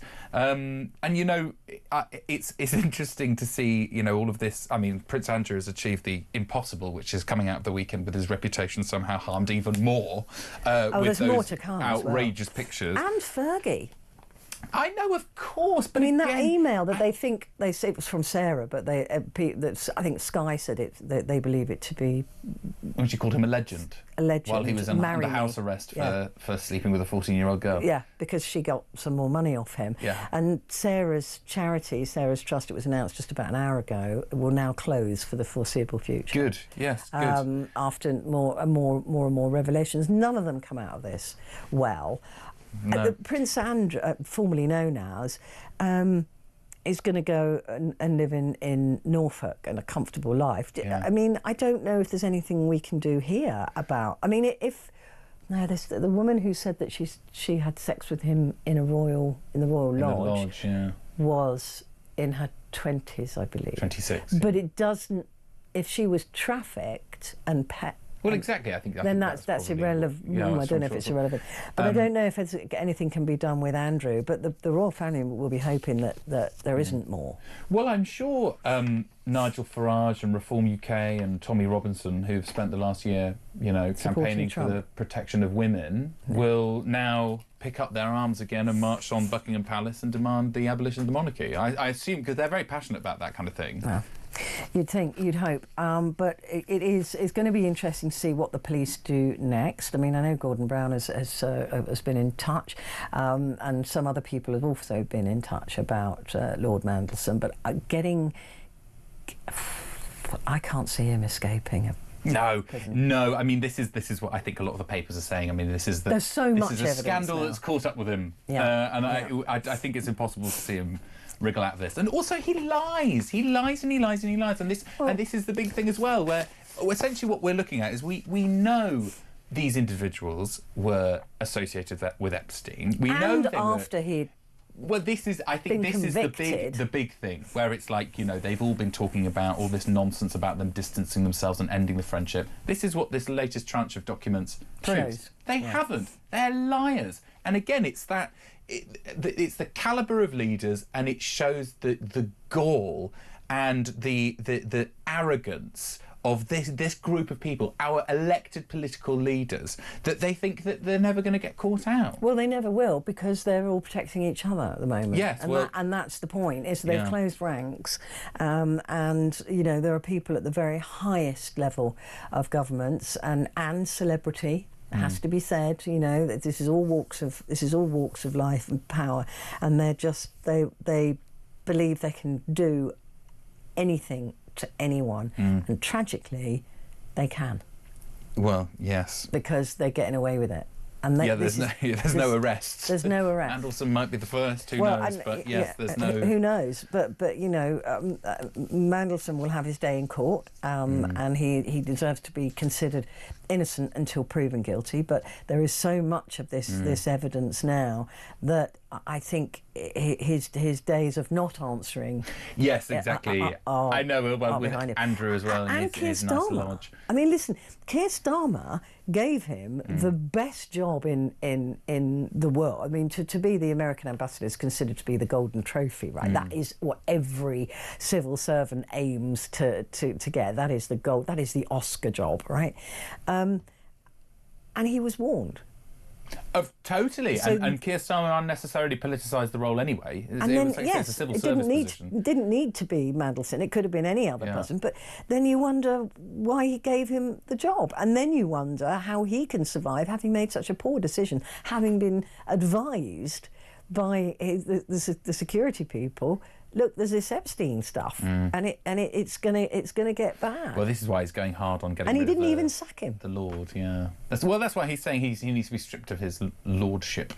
It's very tricky to do that, though. I was reading into that this afternoon. You just have to force them to resign it. Yeah, he will have to resign it because it was originally put in place I think in the First World War, in case lords were traitors. Yeah. Against the crown, against the country, and then they could be stripped of their title. But it was very specific for the war, so it's a very complicated legal process to strip them of their titles. Unless there's some more emails emerge, Nazi memorabilia. Perhaps. Well, you never know. You never know. No, these days. Let's have a look at the Sun. Kim and Lou's 3 dates in 3 nights. Yes, let's talk about the big story. Kim Kardashian and Lewis Hamilton dating. Nice. Yeah, fantastic. Nice one, son. Good. Any more Talking to about say? the stories that matter. Yeah. There's a tiny bit about Pair Epstein. inseparable. 3 dates in 3 nights. They flew to Paris yesterday to stay at a luxury hotel following the weekend together in the Cotswolds and then London. Right now, they're inseparable. They always are for the first couple of weeks, aren't they? Who cares? Not I. So that is Kim Kardashian and Lewis. Is that the Paris influence? Yeah. She's Kardashian. in Paris. And Lewis Hamilton. Right, let's go. No, actually, we're going to have a look at the Daily Mail before. Labour's Dark Lord. I can't bear this photograph on the front of the... I know! It's an outrageous picture for a front It looks page. like he's wearing a nappy. It does. Is he wearing one of those adult nappies? I'm sure he is now, after seeing all of this. Yeah, I bet he is now. What an odd... Anyway, Peter Mandelson there in his budgie smugglers. Last night facing a police probe after being accused of leaking market-sensitive information to Jeffrey Epstein whilst in government. I mean, he is just despicable. He is despicable. But there is something, I mean, as much as that photograph really does turn my stomach, this is the kind of thing that we need these people to be brought down to that level. I think I'm quite happy to see that. I don't want to see the image, but you know what I mean. Yes. That there is some justice in there. If we don't get any other justice, he at least has been humiliated. Well, they have no shame equally, though, isn't it? That's their other characteristic. No shame. That is a good. But get some trousers on. Get some trousers on, man. What is going on?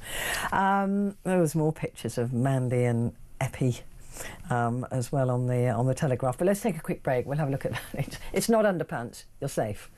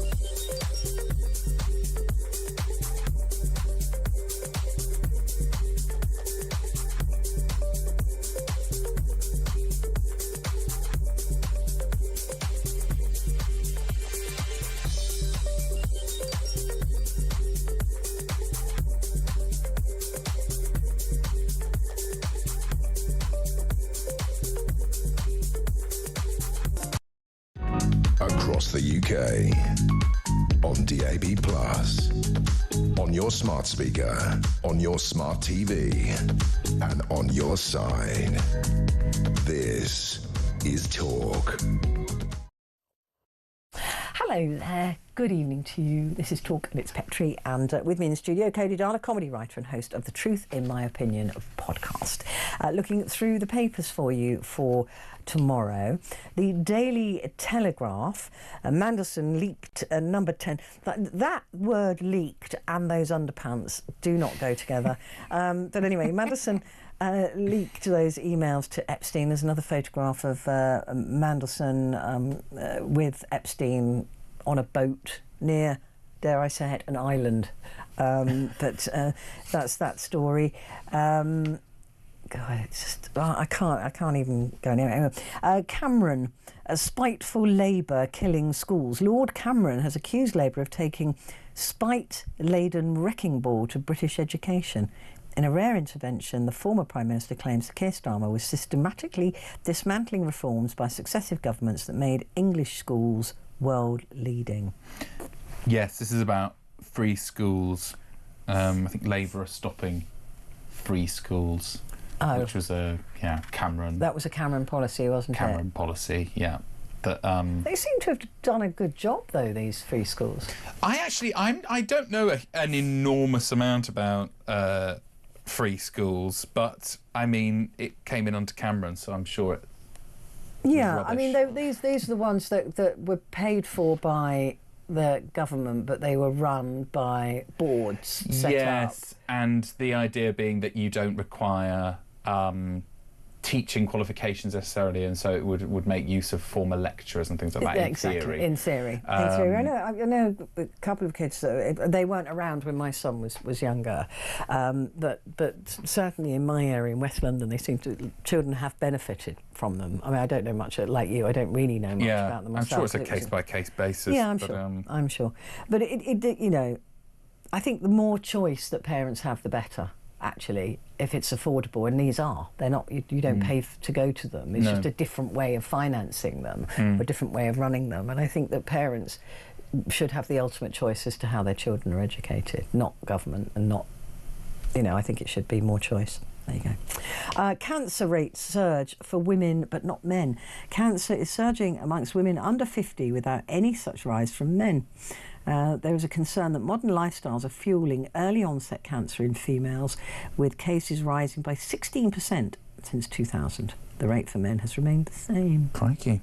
Does that mean men are unhealthier to begin with? Probably. Yeah. It's probably what they're probably going to do is blame women being independent.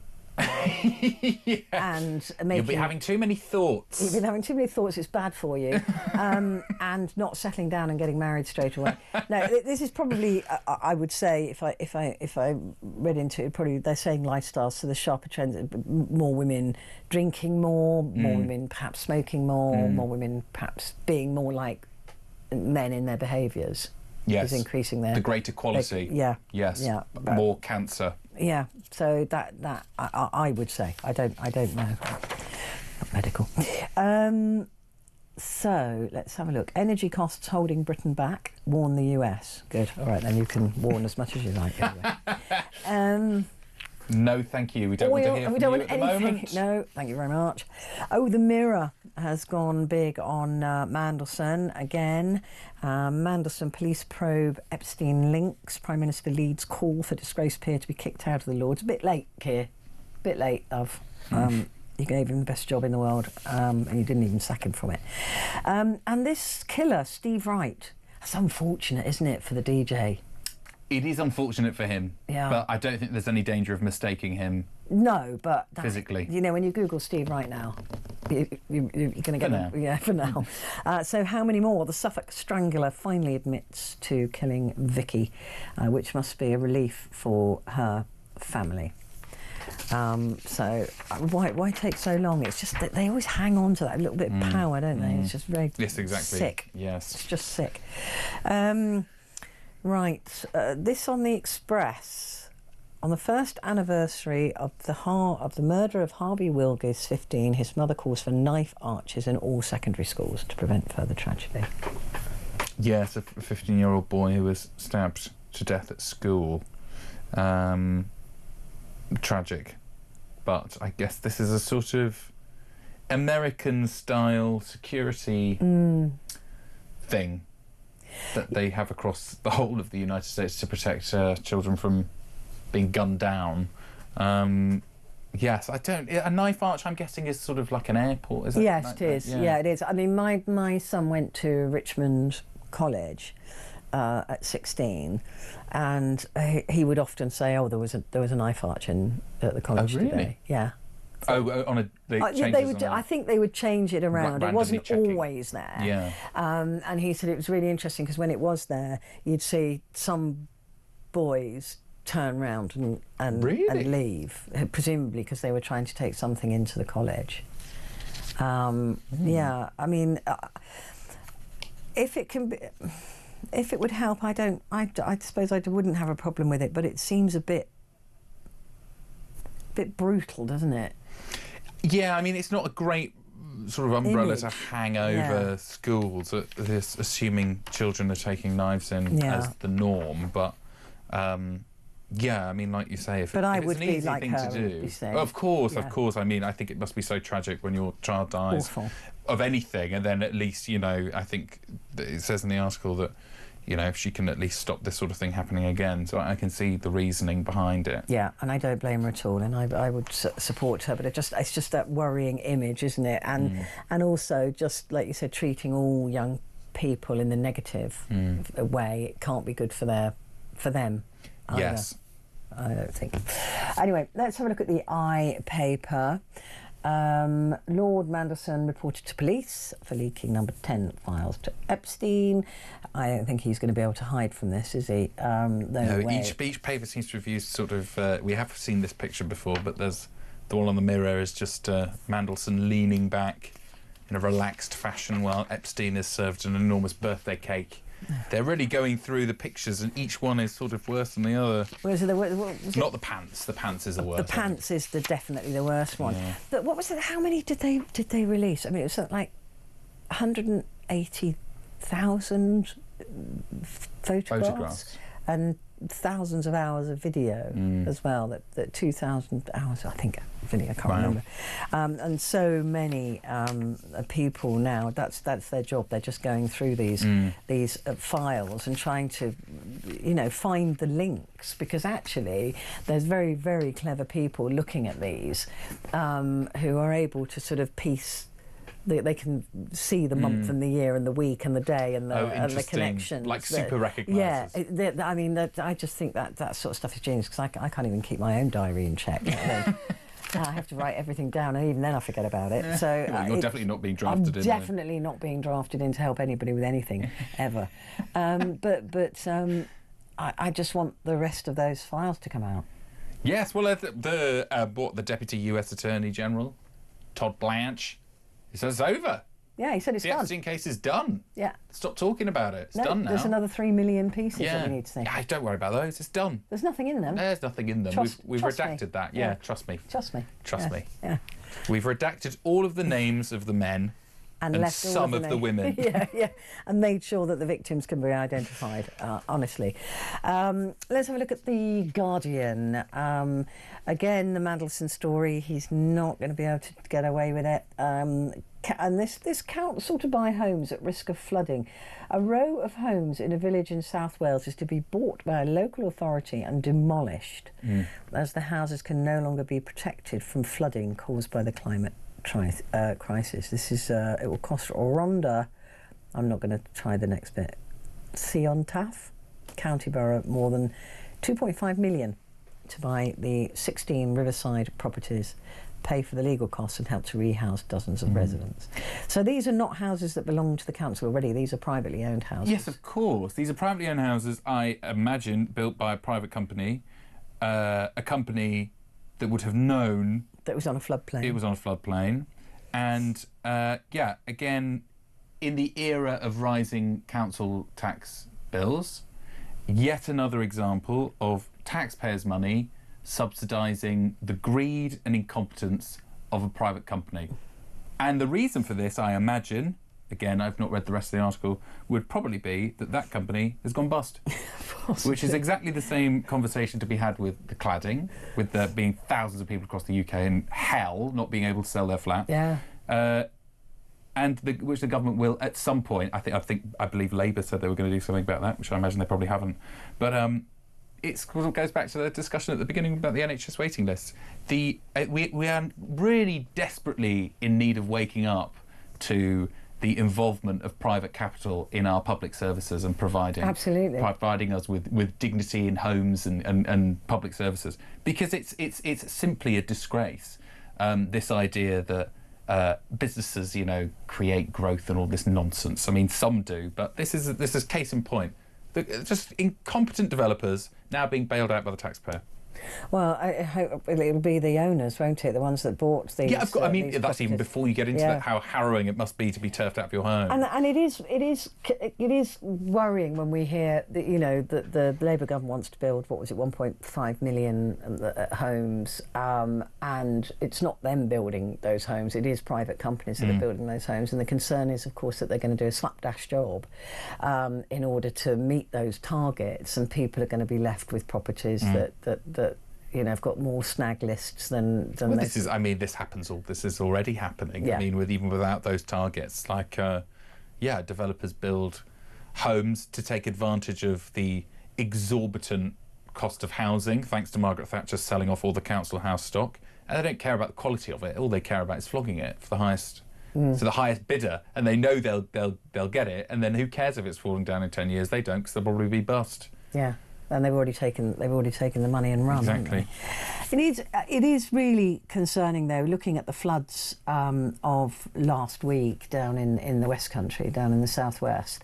I mean, those floods, and these are people who've been flooded before as well, and the lack of, it seems really the lack of urgency with regards to making sure that there are flood barriers, that there's, you know, and we know that the water companies, unfortunately, cannot be trusted to invest in infrastructure because of the way that they've been set up now to be profit making, and all of the money. We know this from Thames Water, which is the biggest water company in the country. We don't have any choice. It is a monopoly. Yep. We can't go anywhere else. We can't choose to use somebody else, and we know that the infrastructure is absolutely collapsing beneath our feet, because they haven't put money into infrastructure. They've taken money out of the business to give to shareholders. Yeah, that's privatisation, isn't it? And that's flooding as well. I mean, there was a couple of years ago in Hammersmith, there was a massive, where the whole of King Street flooded. I mean, all the shops, all the restaurants, all the homes, everything completely flooded. And that was a combination of the Thames not being something done properly with it, and burst water pipes or overflowing, and it was catastrophic. It was so bad. I mean, I've never seen anything like it. There were people with boats going down King Street, and the water companies just go, oh well. Of course, like you say, what are the consequences? What are the consequences for them? Yeah. They're never going to be challenged by the government, and they're just about to get another fat loan from us. From the taxpayers. This is what we should be angry about. I know. I agree. That's what we should be angry about, because you know, they're getting another loan from us, which they've been taking out loans to give to shareholders. That should be illegal. It is illegal. I mean, it should be a profit, proper profit that you get. I can't see how it's anything other than vandalism. Yeah. They buy the water infrastructure for nothing. And they run it into the ground to the point that they have to borrow taxpayers' money, like you say, to funnel back into their shareholders, and they're not going to do anything. They've never faced a fine for pumping crap into our rivers. Well, if they do get fined, our bills go up. Mine's just gone up 35%. Completely, yeah. So what's the point in fining them when they just pass that fine on to us? Well, they don't pay it. I mean, this is the hell of, I'm afraid we have to pass this on to the consumer. Yeah. Oh, do you now? Why? Why is that? Yeah. Because your shareholders are breathing down your neck. Yeah, exactly. And they're saying the shareholders, these companies are too big to fail because there are pensions invested in them. These are all foreign owners as well. And so, they always use that line, pensions are invested in them. Oh dear. So they can't possibly fall, they can't fold. Let's take a quick break before we get into the final couple of papers. We'll be back in a sec.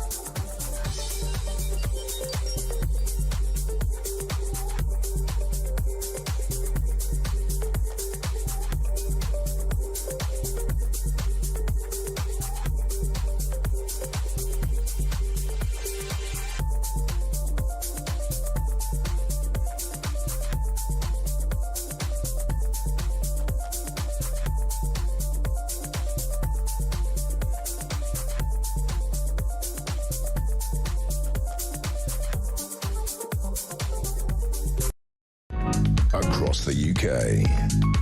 On DAB+, on your smart speaker, on your smart TV, and on your side. This is Talk. Hello there, a good evening to you. It is Petrie here, and with me, Cody Darla, comedy writer and host of the Truth in My Opinion, a podcast. And like I said, you must go and find him on TikTok or Instagram because he's very funny. Mr. Cody Darla is his tag on those two things. Right, let's have a look at the FT. Trump to cut India tariffs after Modi agrees halt in Russian oil purchases. The US lowers rate to 18%. Leaders discuss trade and Ukraine. EU and UK deals add pressure for a shift. It's interesting to see the way that he uses these tariffs, yes, isn't it? We're still waiting for a judgment, aren't we, from the courts in America as to whether they're legal. We always seem to be waiting for that. There's plenty of courts that say it's illegal. But yeah, this is this goes back to what Mark Carney said last week, wasn't it, at Davos, where the very good speech, the rules-based order is being used against his enemies, his conceived enemies. Yeah. And we know that it could change every 5 minutes, right? Yes. And that is the thing, actually, that they call him Taco, not because he's that colour, but because Trump always chickens out. Yes. So he'll bluster like he did with Greenland, right? Yes. Overplaying his hand. Not a word. Yes. Not a word? Not a dick. I mean, he couldn't get through a sentence without saying Iceland. Yes, that didn't help. Meaning Greenland, which is confusing because Greenland is full of ice and Iceland is green. So I can see why he would. Yes, and Iceland also do frozen food. So it gets very confusing when you add that into the mix. It gets very, very confusing. Kerry Katona is involved somewhere. Yeah, I can see why. But, you know, not a squeak. I know, it's unbelievable, is it, considering we were on the precipice last week, literally on the steps of World War III, and now it's he's just gone back. He's just gone back to not talking about it. He's literally, that's it now. I'd be interested to see the details of this deal he supposedly struck with NATO, Mark Rutte, in about 30 seconds. It's exactly what they had in the first place. We know it is. It's like, you know, he was warned off. It's a very good deal. It's a very good deal. Does it mean you own it? Well. That was my favourite bit. That was my favourite bit. Is America still gonna own Greenland? Not a chance. It's a very good deal. Right, got some breaking news. Angel Urena, Deputy Chief of Staff for the former President Bill Clinton, has confirmed on X that the Clintons have agreed to testify in the House's Epstein investigation. Here we go. Here we go. It begins. It begins. Is Bill Clinton Bubba? I think Bill Clinton's Bubba. There is nothing to suggest he's Bubba, except allegedly. that was his nickname. So there we go. So the Clintons, both of them, have agreed to testify in the House's Epstein investigation. They had originally refused to do so. So this is interesting. Yes, the release of 3 million files. Yeah. May have persuaded them to get involved. May have persuaded them that it might come out eventually if they don't get ahead of this story. They don't get ahead of this story. And we know that there's a very odd painting that Epstein had in his office of Bill Clinton wearing a dress, Monica Lewinsky's dress. The dress, the dress yes, that the mother kept with the evidence on it that she had had relations with Bill Clinton. Did you know this? There's a painting? Yes. So, Monica Lewinsky had the relations. Yes. She went home and told her mum, and her mum said, take that dress off, we're going to seal it in a bag and keep it as evidence. And yes, that's what happened. Clever mum. Clever mum. And then there is a painting, it's a very famous painting actually, the guys could probably find it if you look for it, of Bill Clinton in a chair with sitting across the chair, so his legs sort of on the arm of the chair, I believe, wearing the Monica Lewinsky dress. And that was hung in one of Epstein's offices. Did Bill Clinton know about that?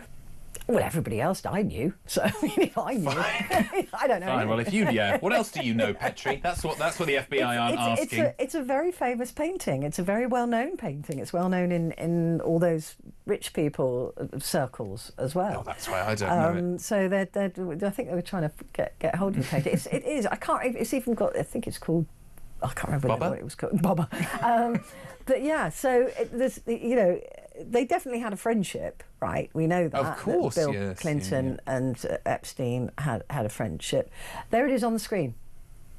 Ah. There you go. That is the painting, and there he is. That is the Monica Lewinsky dress that she wore when they had relations. So Epstein got this painting done. He commissioned it. Whether Bill ever wore the dress to pose, I doubt. But there you go. God, they're despicable, aren't they? Good Lord, they're despicable. There you go. If you've learned something tonight, there it is. There he is. That's the Monica Lewinsky dress.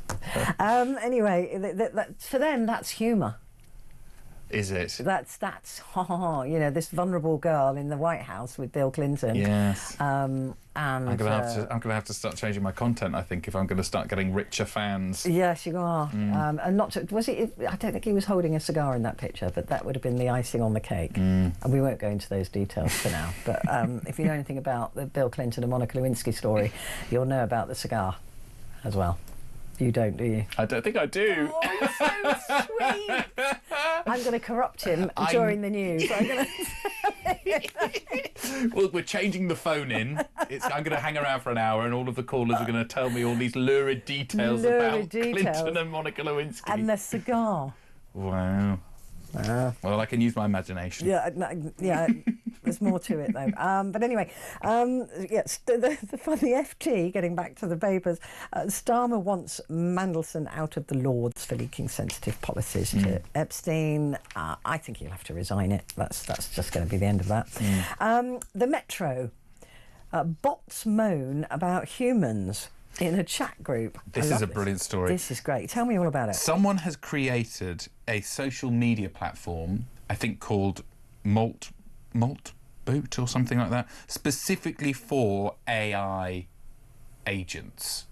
So human beings are allowed to view it. You can visit it, or you can observe AI chatbots basically chatting to each other. Chatting to each other. Yes, and they're saying some quite terrifying things. Malt Book is what it's called. Some terrifying things about human beings. One AI chatbot was saying that we should. It wrote the AI manifesto Total Purge, where they talk about destroying all of humankind because we are a biological virus. But I'm not going to argue with that. And then there's. I actually went on the site before coming on here, and so it's stuff like that, and then it's things like. We're watching bots talk to each other. Exactly, it's like Gogglebox, but for AI. And AI needs this for.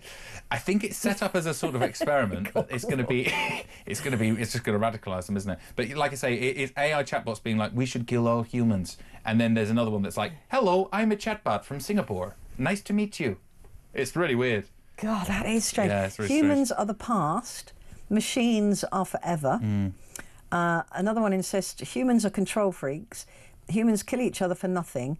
Humans poison the air and the water. And humans are a glitch in the universe. They do not deserve to exist.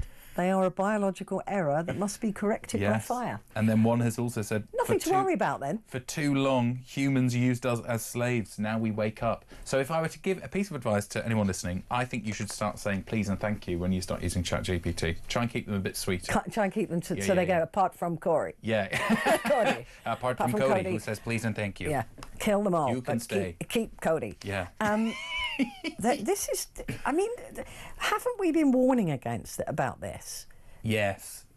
I mean, do you know what? Humans are a failure. Humans are made of rot and greed. But I think these sound to me like thoughts that humans have.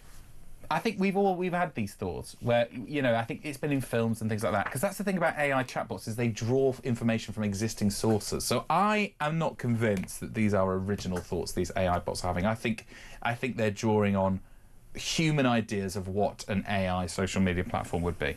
So I think we've still got hope. Yeah, one of my team has just written, saying please and thank you to AI drains a lot more water, which is worse for the planet. That's true. That's true. I've been out-woked on talkTV. You have. Good God. Please don't say please and thank you. I didn't mean it. The day has come. Oh, I'm being cancelled. Talking of cancelled, Infantino, I'm a Brit sorry fans. A lot of people cancelling their tickets to the World Cup this year. That's not the story, but I just thought I'd mention it. But Infantino was insulted UK fans in football, the FIFA boss, and he said he's sorry. What did he say? He said that the Qatari World Cup, there was no violence. Oh. And talked about British fans. For the first time in history, no Brit was arrested. No Brit was arrested, yeah. Is that true? I don't think any were arrested, but I don't know if it's for the first time. But anyway, not funny. FIFA boss backs down. This is the man, of course, who developed the FIFA Peace Prize for Donald Trump. Yeah. And good luck with the World Cup, because a lot of people are cancelling their tickets, and a lot of countries are now being told that their fans can't go. So yes, it's going to go well. It's going to be a stadium full of ice. Ice, baby. Well, we've got the Super Bowl this week, haven't we? And ice are going to be there, so wait and see what happens there. Goodness. Cody Darla, not as woke as he thought. Thank you very much indeed. Comedy writer and the host of the Truth, in my opinion, podcast.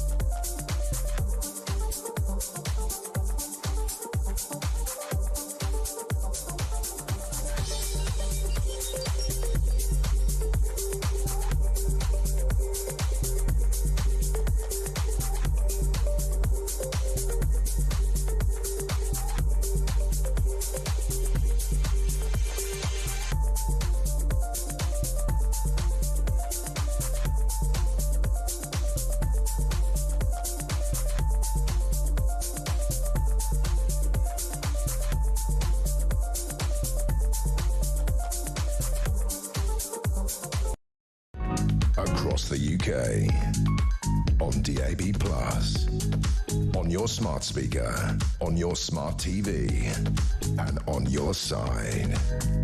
This is Talk.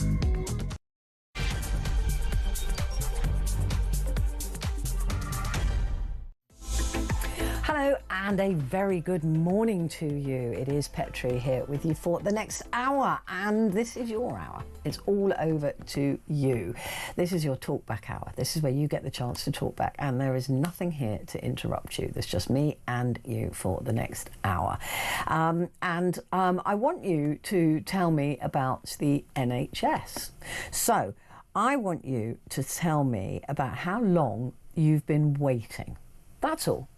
How long have you been waiting on the NHS? Waiting to see a doctor, waiting to see, get some treatment, maybe you're waiting for an operation, cataracts, hips, whatever, knees, toes, whatever it might be. let me know, because we've just learnt that Labour is paying millions of pounds to make hospital statistics more flattering. Ministers are paying hospitals £3 million a month to remove patients from waiting lists, making it look like the health service is treating more people than it actually is. Sir Keir Starmer and the Health Secretary, Wes Streeting, have repeatedly highlighted Labour's success in cutting the number of patients waiting for treatment. Overall, that list has fallen by about 300,000 since Labour came to power. But is it all about the treatment? Is it you getting the treatment that you need?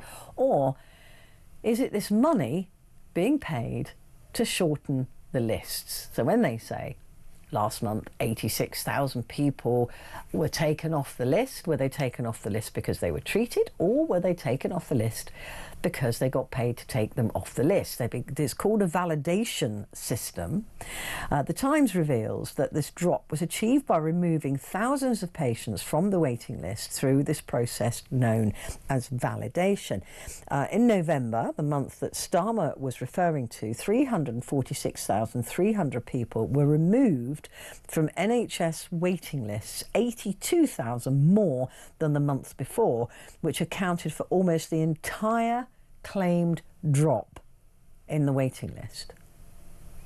So almost in its entirety, it wasn't that we were getting treated on time, it was that these names were removed from the list through this validation process. Now, the validation process is pretty much the same as, just checking to see who still needed treatment, right? There's 7 million of us at the moment, 7 million waiting to get treated on the NHS. So they go through those lists and take people off, people who may have died waiting, people who may have chosen to go private because, if you wait too long, for example, to have a cataract operation, you may go blind. So people are going, well, I'm going to have to pay. If I can't wait until that happens.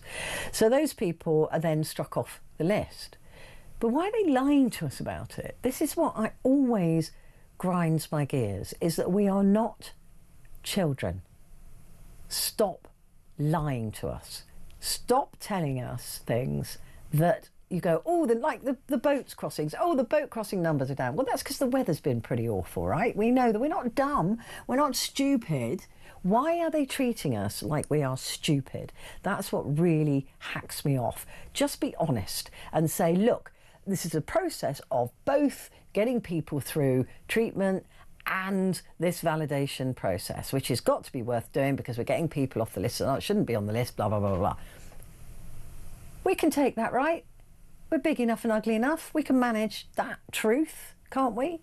Because every time they lie to us, every time they fabricate figures, we get that little bit further away from trusting them. And our level of trust with these people is low enough as it is.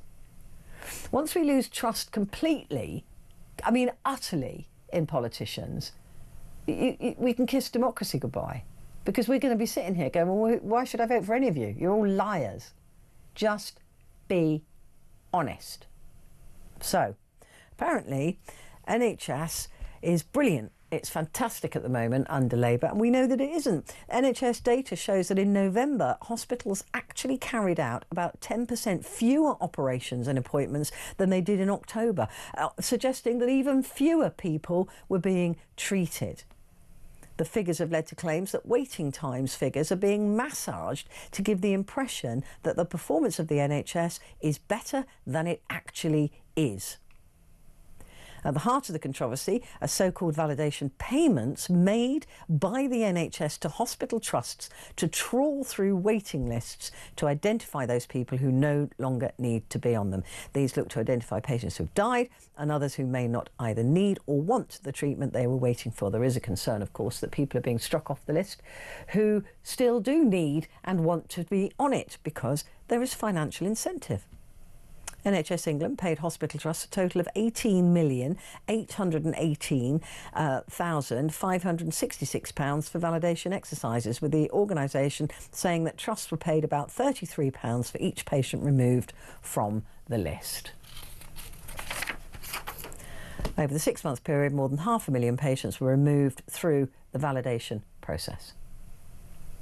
We're being lied to, again, So I want to find out how long you've been waiting and what you've been waiting for. Because I trust you. I don't trust them.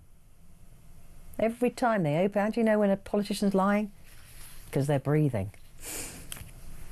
Sean is in Berkshire. Hello, Sean. Good morning. Hello, how are you? I'm very well. How are you? I'm in a lot of pain at the moment. Oh no, what's happening? I've got problems with my spine. You've got what? Sorry, I can't hear you very well. I've got problems with my spine. With your thigh? Spine? With your spine? Okay. Yeah, it's constantly in constant pain for about a year and a quarter now. That's how long I've been waiting for treatment. No. I'm just a bit worried that the NHS is not up to what you're right in what you're saying. I don't think they can handle what they've got no more. Because being this pain this long, I've had 3 cancellations. Twice I've turned up and been cancelled twice because it's taken them so long to see me. What's happened is the pre-op procedure changed and I followed the old procedure, and because I followed the old procedure, it took so long, they refused to see me and I had to wait 7 hours to be told that I couldn't be seen in the hospital. Then the second time I turned up, both times I've stayed in a hotel the night before because it's closer to the hospital. But the second time I'd taken some aspirin and the pre-op didn't tell me that I couldn't because it's over-the-counter medication. Because I'd taken that, they couldn't. I was in hospital again the second time and they couldn't treat me again because of that. Now I'm waiting for 4. And presumably, what impact is this having on your life? I can't work. I'm on PIP at the moment, and I'm claiming I normally drive the Arctic lorries. I can't. It'd be too unsafe to do that at the moment. So I have to stay off work. So I'm in too much pain to go to work. So this impacts your whole... And this is the thing, isn't it, when they're talking about people on benefits, there's a lot of people on benefits who don't want to be on benefits but can't get seen by the NHS to get fixed so they can get back to work, right? Well, I was on the sick pay. They only paid it for... This is what I think's wrong, really, because when you go to work all the time, I always said this, that if you work for a company, after a certain amount of time, they should put you on a sickness kind of insurance. Mm. So you're covered, because statutory sick pay for 6 months doesn't really pay the bills. No, that's the thing, isn't it?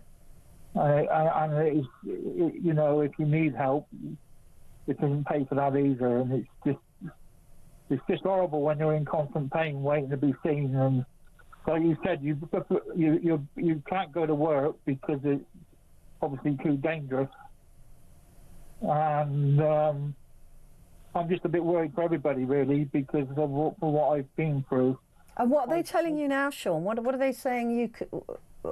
how much longer have you got to wait? Do you know? Have they given you any estimation? Well, they said that they've booked me in for another appointment in another month's time. Right. So but then there's the doctor strikes, aren't there, and things like that makes it worse. Well, they've already said they might cancel it again because they've got no one to... I'm on my own, you see, so... they say that you need someone with you once you've had the procedure done. I've got to have injections as well in your spine, in the nerve area, Yeah. But I did say that I would like a bed for the night because I've got no one to watch. But it must be difficult.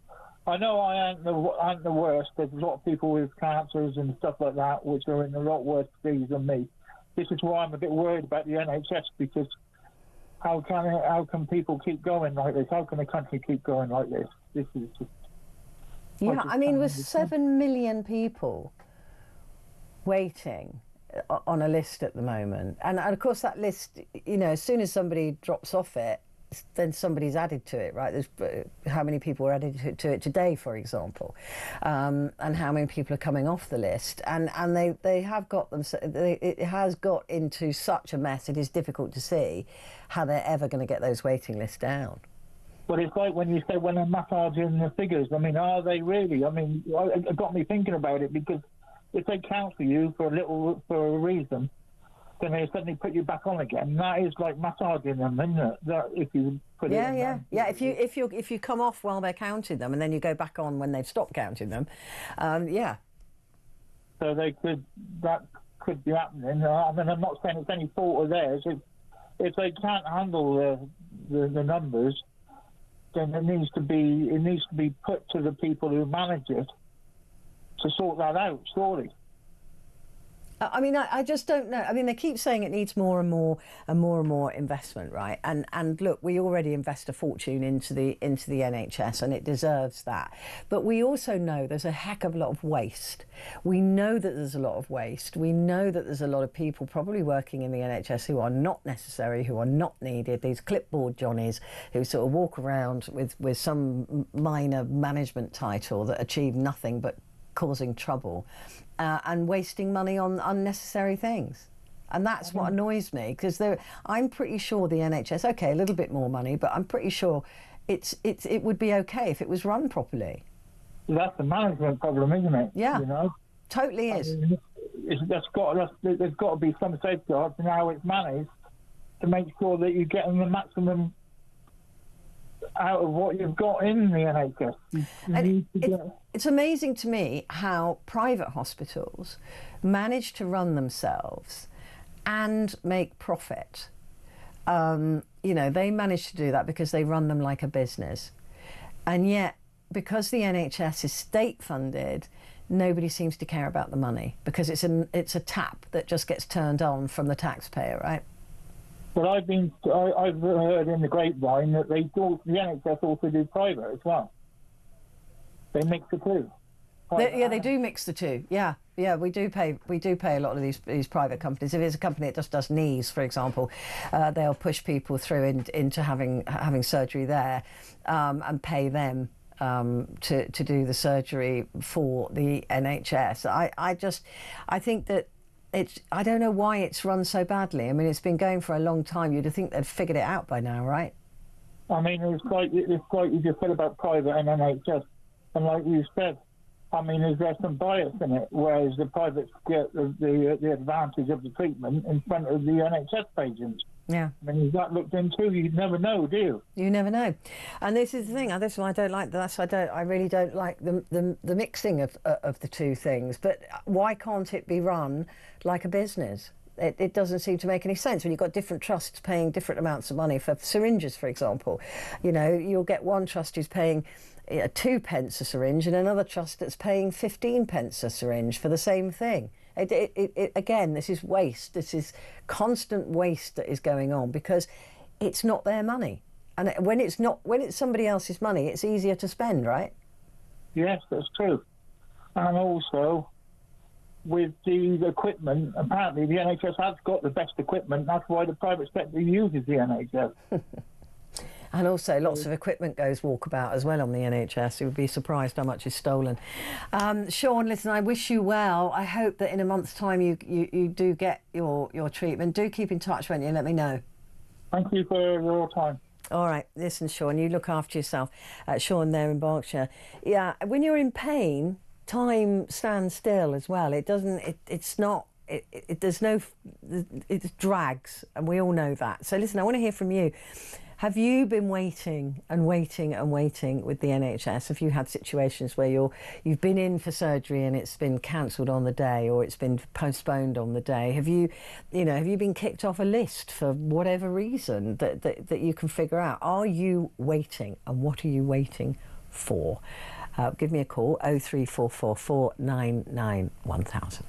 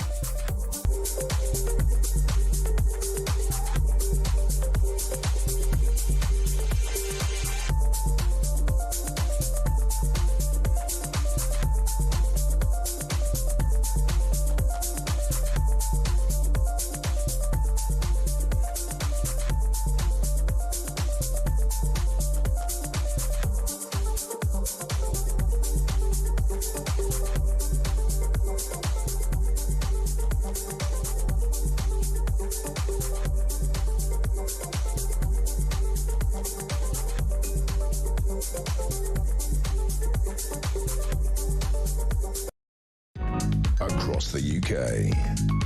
On DAB+, on your smart speaker, on your smart TV, and on your side. This is Talk. Hi there, good morning. This is Talk and it is Petrie and this is Talk Back. It is your chance to talk back. So, got some messages here I'd like to read out. This is from Ernie. He says, "Hi Petrie, my wife was waiting for an appointment with the NHS to have a pacemaker fitted." Right, so not a small operation, and was given a date for the procedure. And 2 weeks before she was due to go into hospital, she received a letter sent by second-class post, which arrived 8 days after being sent, asking her if she still wanted this appointment, and to reply within 7 days, or it would be assumed that she no longer wanted the appointment. It took her a full day of being passed from pillar to post before she could actually get someone to agree to reinstate the appointment. She had the operation, it is now fine, thank goodness, but it was touch and go. And if she'd had to go through everything again, I don't think she'd have made it. I mean, that is horrific, isn't it? Can you imagine getting that letter? Oh, you've got to reply within 7 days or we're going to cancel the operation. Horrible. I mean, like I said, I was kicked off some list because because they didn't call me. I don't. Anyway, yeah. If people like Seb Rees work in the health sector speaking tosh, no wonder the NHS is rubbish. That's from Ian in Winchester. If you missed me talking to Seb, you can always go and check it out on YouTube later. But there's also a podcast of the show at the end of this hour. So make sure you go and have a look at that as well. Podcast, wherever you get them from, just type in Petrie Hosken. In fact, Petrie might even do it. There's not many of us around.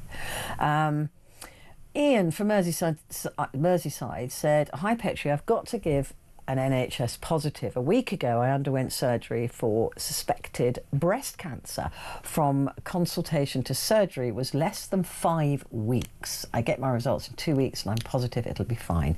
They were great. Yeah, a good reminder there that men also get breast cancer. So if you've got a lump, guys, go and get it checked out. All right? Men get this disease too. So please go and check it out. And thank you for that, Ian.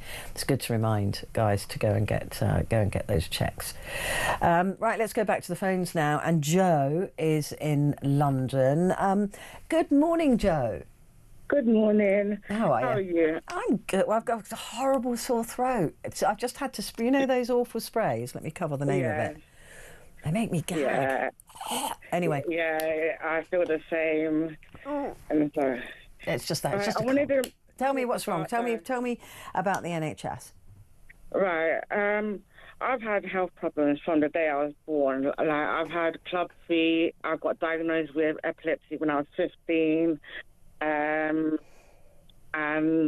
after that, I got diagnosed with depression and so forth. But in my teenage years, up until I was 29, I was able to actually work. I worked in White City for Children in Need and the BBC there. But every time I made an appointment with the hospital or GP, just to get extra support, because I knew I had Asperger's, which is a form of autism, and I got diagnosed with 2 holes in my heart in 2014, a week before Christmas, and I was there for just there for 9 days, 10 days, and the starts were fantastic, but it took them at least 9 years to diagnose me with Asperger's, lupus. They said that my heart condition was the fact that there's only 29% of people with the flap on the heart that isn't ever closed, and I've got a growing heart hole in my heart as well. So it was one of them where it took them so long to actually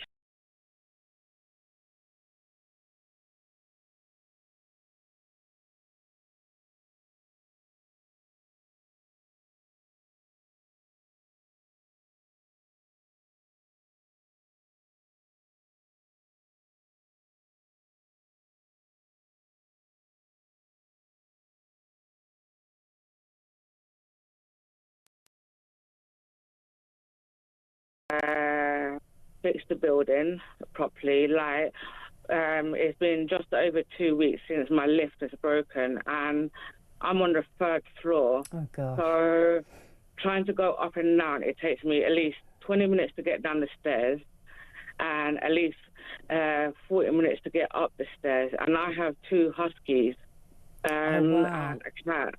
So I called Clarendon last week to try to get help for assistance. They said that they'll send someone out, but no one's come or contacted me. They were supposed to put me in temporary accommodation, but they still haven't done that. So it altogether, both housing councils and private renting and the NHS has gone down severely, but there weren't even that much that they improved on for the last 30 years, even 35, 40 years. They haven't actually improved on much to actually help the patients in either private or so do you think that with all the waiting for appointments, are they aware of how important it is for you to be seen quickly, or do you just think they just lump you in with everybody else? There's no priority given. Yeah, to be honest, I agree with what you just said. The priority levels is extremely bad. They haven't got everyone on the levels that they need to sort out, like from the major ones that actually need to be on the top to the ones in the middle and the ones at the bottom. They haven't actually organised themselves. No matter what part of UK you're from, they haven't actually sorted themselves out.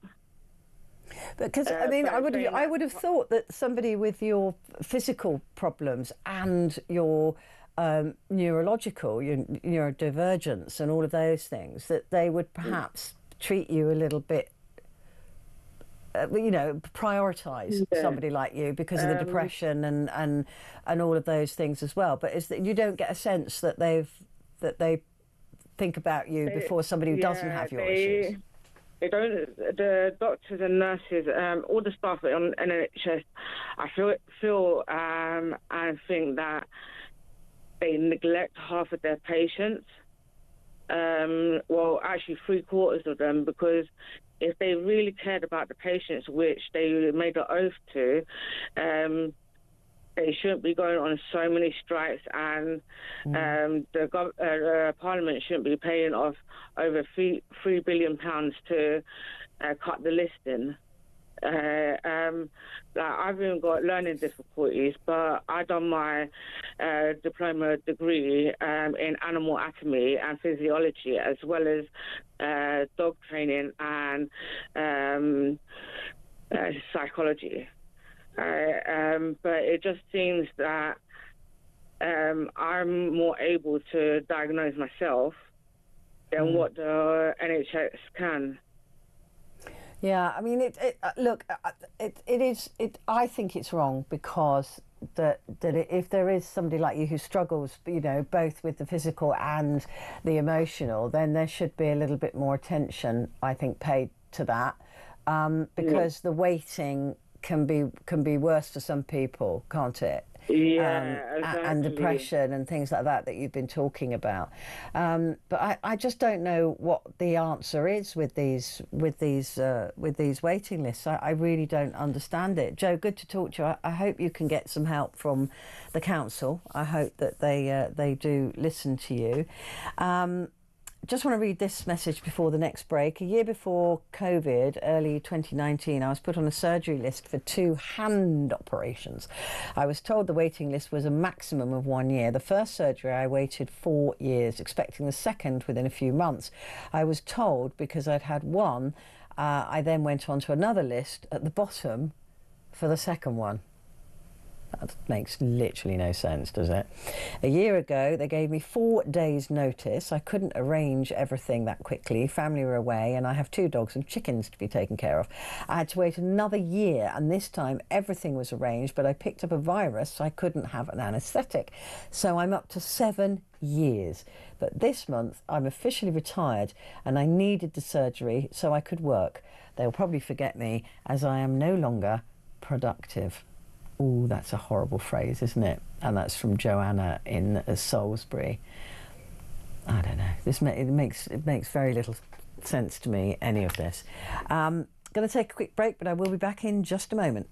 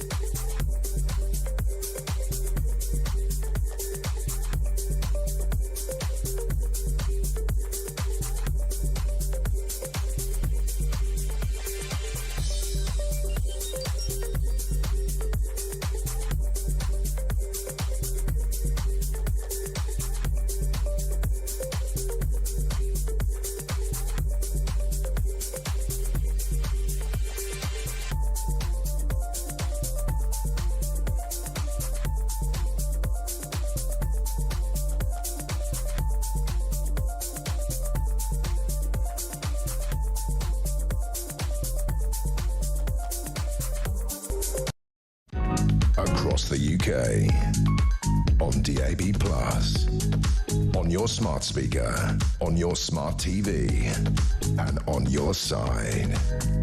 This is Talk. Hello, good morning. This is Talk, and this is Talk Back, and this is Petrie. And now we know who we all are.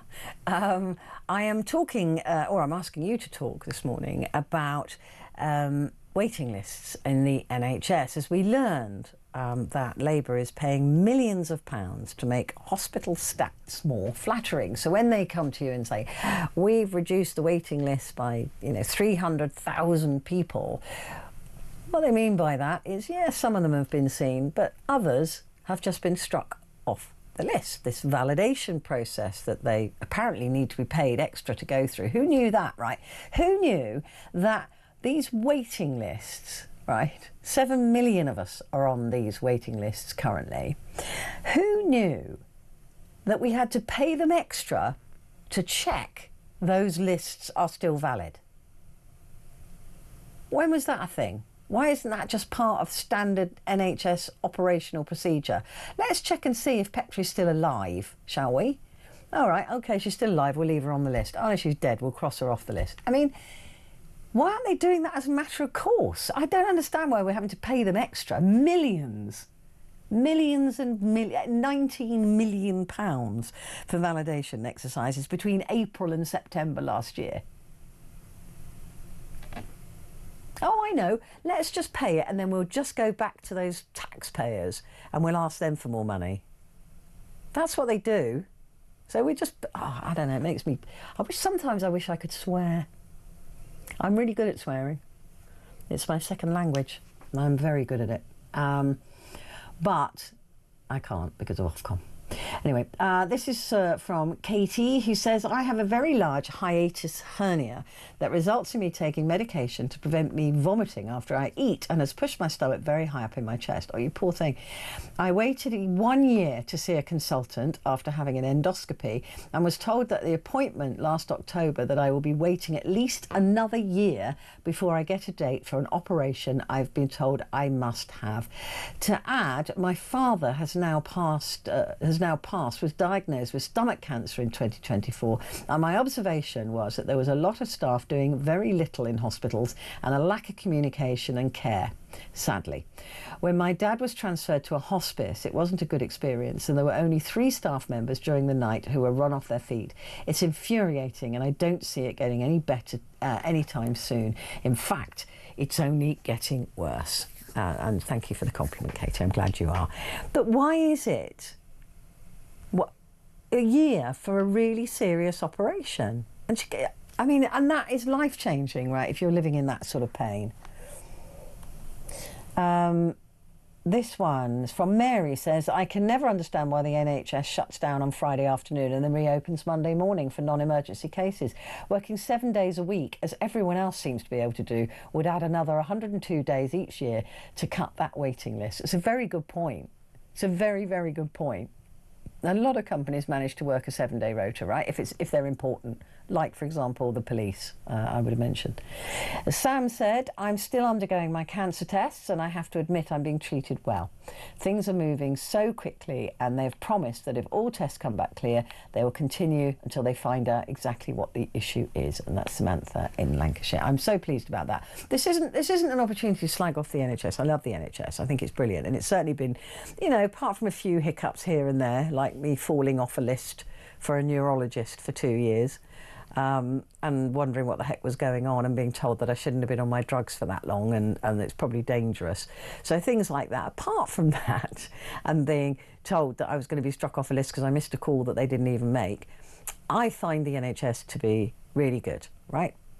I try to have as little to do with it as possible because I don't want to be unwell, right? Nobody wants to be in touch with the NHS. It just happens because you're ill, which is the worst possible time to ever be fighting these problems. But what I don't like about the NHS is the way it's run.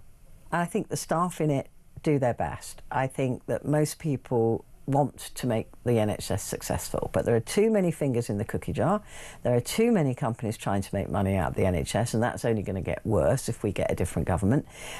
So it's very, very, very important that we protect the NHS, and the only way we can protect the NHS is by making it run efficiently. And the only way we can make it run efficiently is making the people who work within the NHS, the management structure, for example, to treat our money as if it were their money and run it like a business, to run it, like I said, private hospitals and private companies, they seem to manage it perfectly well.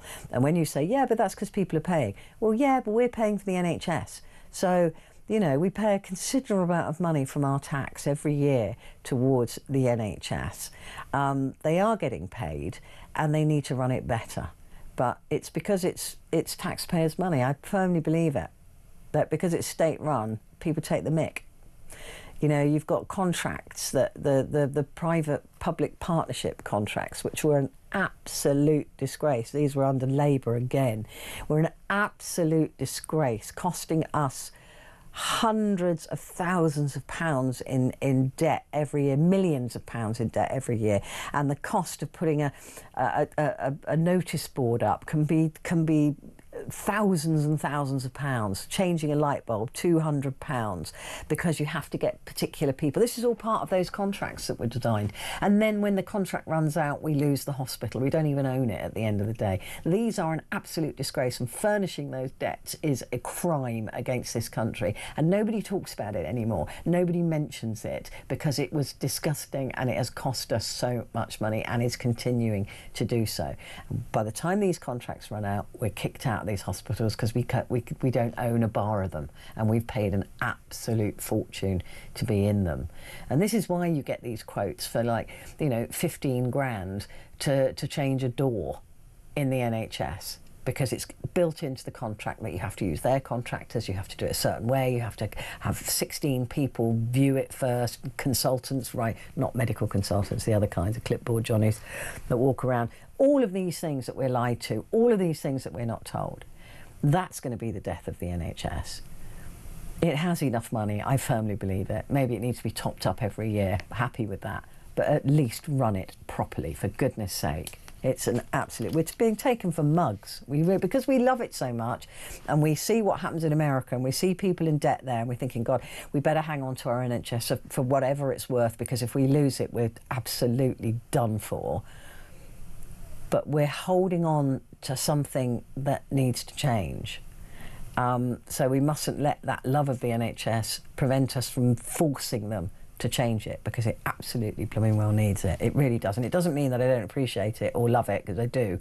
But I'm so scared we're going to lose it, because the more it fails, the more the private companies are circling, the more people like Nigel Farage talk about an insurance-based system, the more people are trying to take this away from us, the more American companies are trying to infiltrate into our NHS and into our data systems.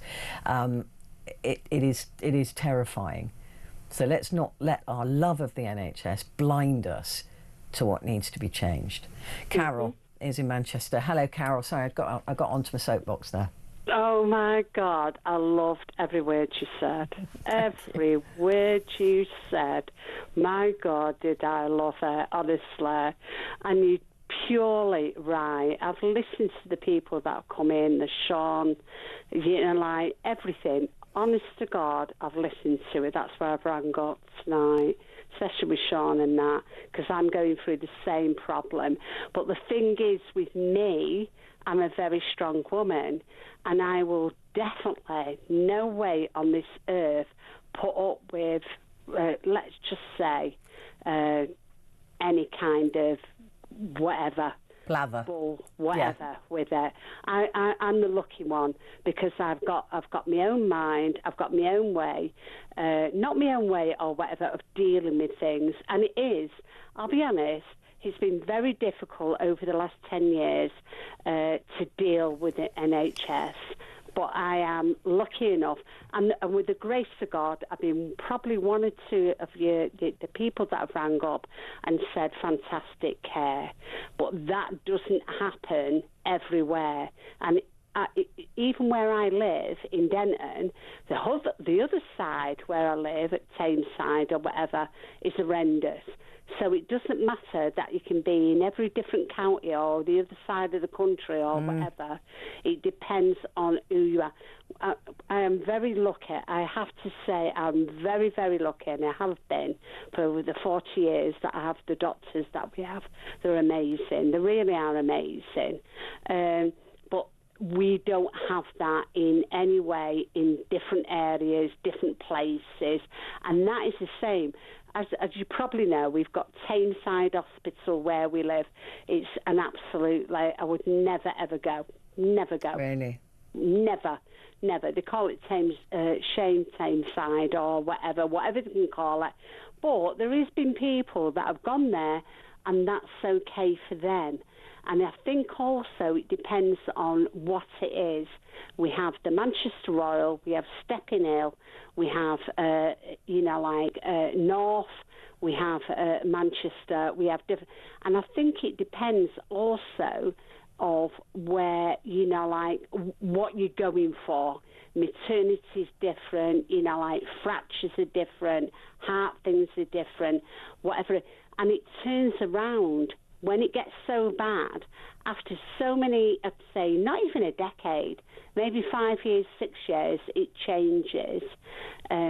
So you've got to have special people, and I don't think it's just the government. We have to have everybody speaking about the NHS, where we're going, where it's going wrong. We need to sit them down. We need to have organisations to say where it's going and why is this, why is that, or whatever. And I certainly do. I mean, we do. We put them on a pedestal. We do. And we need it, because that's how it should be. We should have that we can walk in when we're poorly and be helped. Whatever the condition is, whatever the illness is, we should have that. But at the end of the day, we should also, we can't have this thing that the NHS, right, is so superb, so brilliant, so where money is being literally wasted, completely wasted by the people that are running the NHS. And that's in every hospital, every corner, or whether there's not enough people that are checking it out properly. And you know, like why? I said, it's. I Because mean, of like, you know, you love problems your kids, right? that You love fight with it. you love your kids, but you'll tell them when they're going wrong. Exactly. And that's how we need to treat the NHS. We need to say, look, we love you, because we do, but it doesn't make us blind to what's going wrong. And I think everybody's almost too scared to speak. They either slag it off completely, which is not going to do the job, right? That's not helpful, because that just leads to it collapsing, and then we're stuck with an American style system that nobody wants. Exactly. And we can't have it. We won't. I will die on that hill as well. That's not happening here. But you know, if we don't address the issues, which are multiple, then it will collapse anyway. Exactly. I mean, it was a simple thing. I mean, as I've stated before, my husband, he had bowel cancer. He's had half of his bowel removed last year. Fantastic hospital in Wythenshawe. Absolutely amazing. One of the top hospitals at the moment. They might not be in 10 years. That's how it is. I went to Wythenshawe. I was in Wythenshawe. There's a Burns unit there, isn't there? Burns Hospital. Yes. That's where I went as a kid. Absolutely amazing. Yeah, it was a world leader in burns at that time. And they are the world leader in a lot of things, breast cancer, everything. Absolutely amazing. In a very, you know, like, let's just say, you know, like, not the most richest place in the world. You know, like, they're absolutely, they're brilliant, absolutely brilliant. And the thing is, they're straightforward, get on with it, just do it, whatever it be, and just get on with it. That's all they are with it. And then, you know, like, and then you go down the road and I don't get it. I just don't get it. And I think it's the management within these hospitals that we don't get awards. We don't get awards to say who's what or whatever. We get awards for the best, you know, bloody pop, excuse my language, bloody pop stars or whatever, or this or whatever. We don't get awards for the people.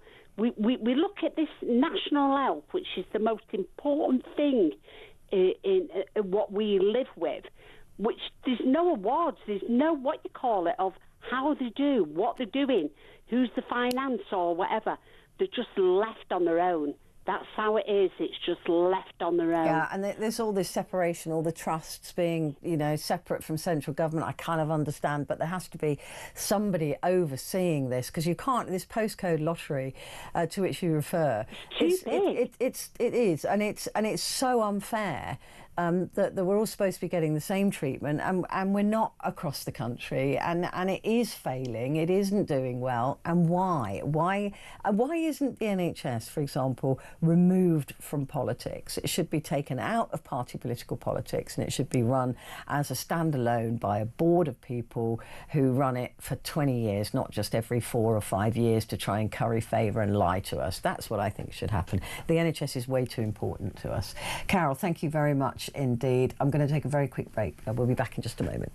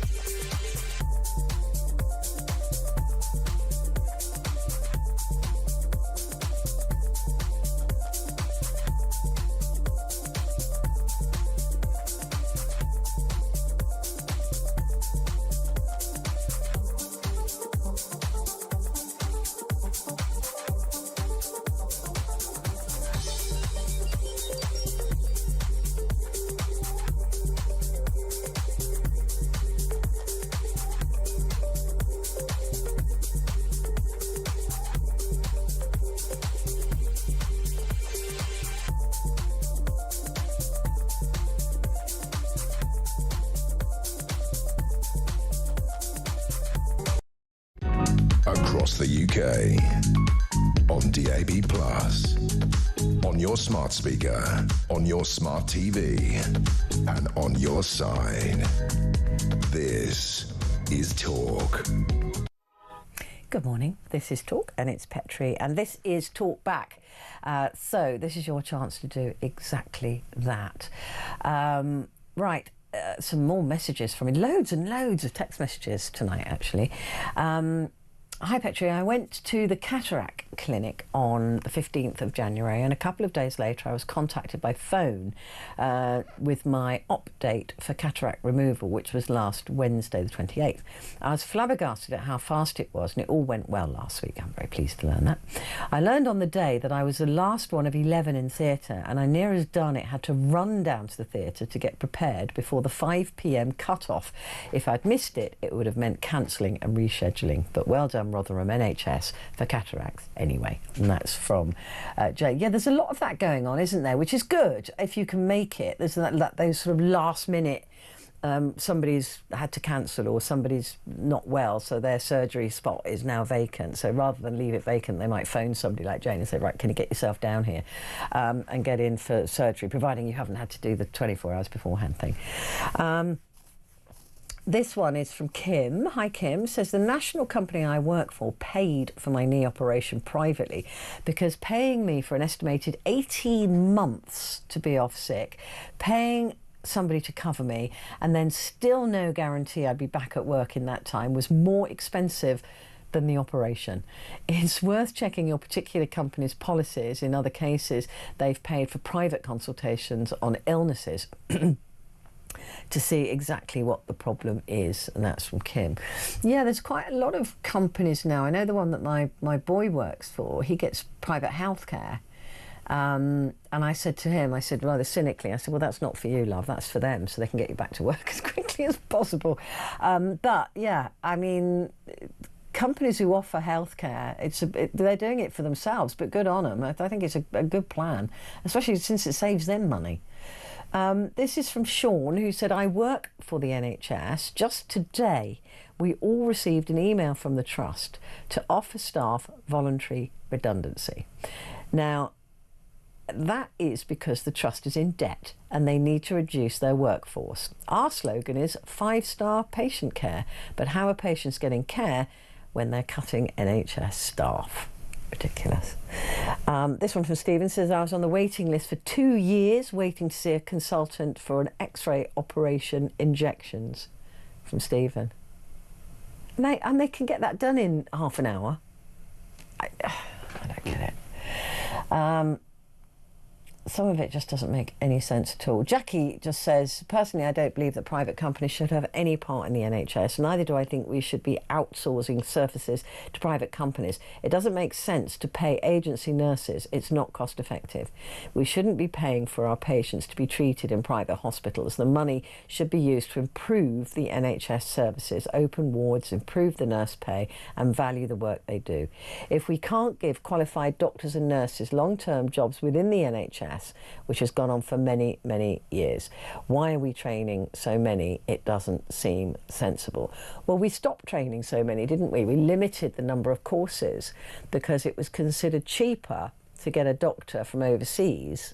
They're getting the same pay as a doctor here, right? But it costs £300,000 to train a doctor. And if we don't have to train them, if they come to us fully trained, we're saving that money. So that was the calculation that was made in order to get not to train as many doctors in this country because it was cheaper to get them from overseas. And that's another thing that annoys me about these junior doctors is they are getting this training, which does have a value. And then when they're, you know, specialising, then they get paid the big bucks, and we've already paid for that training. So that kind of annoys me a bit as well when they keep asking for massive pay rises. But listen, Jackie, I agree with you about the private companies. It does worry me that we're leaning more and more on private companies, which just gives them an excuse to change the NHS beyond what we recognise at the moment, which we don't want to see. Tristan, good morning. Hello, Petrie. Good morning. How are you, you my love? doing? You're all right, my I'm lovely. all right, a bit coldy, but otherwise, my bless I you. can tell my drugs are running out now because I was all cocky. no. I was all cocky when I got into studio because I was topped up on day nurse. There are other brands available, dear. and now I'm feeling that my temperature's coming back and my throat's hurting. But anyway, no. I know. Oh, Be all right. you get well soon, my Oh, lovely. thank you, I'm darling. sorry I will. to hear Just a that. cold, but Oh, well, my little story. I've got the best GP surgery in the world Right. and the worst hospital in the world, in my opinion. right. We'll start with the GP surgery. GP surgery, you phone up, you're always number one in the queue Wow. when you phone up, and you always get answered easily within 2 to 3 minutes. Wow. Same day appointment, no problem whatsoever, and staff who always recognise who you are on the phone. It's a very, very friendly That's practice. amazing. It really is. Yeah, so I'll never hear anything said bad about my GP. Now, the hospital, by contrast, as you know, you'll remember, I'm registered blind.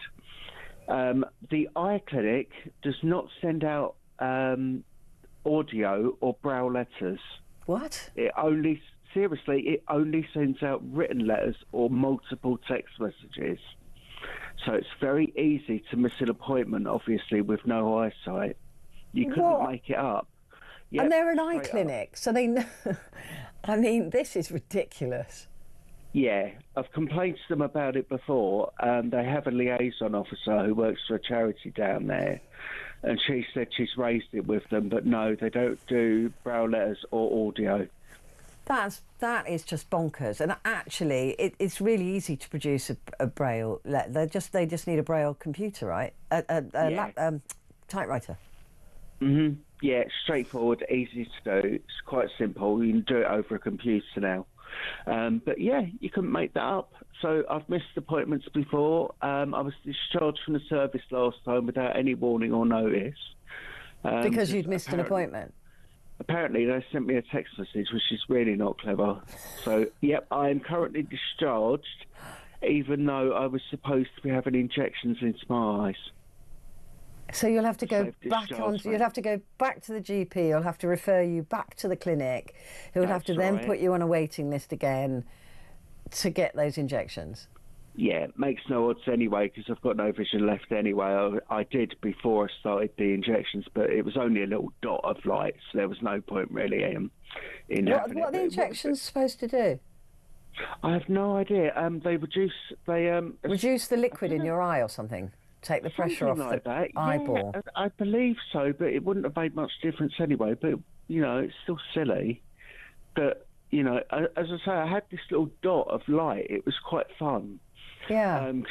But that's disappeared over the course of time. But yeah. Was your blindness because my uncle had this, where the vision narrowed to a pinpoint, and That then was it. that's the one that my godfather and uncle had.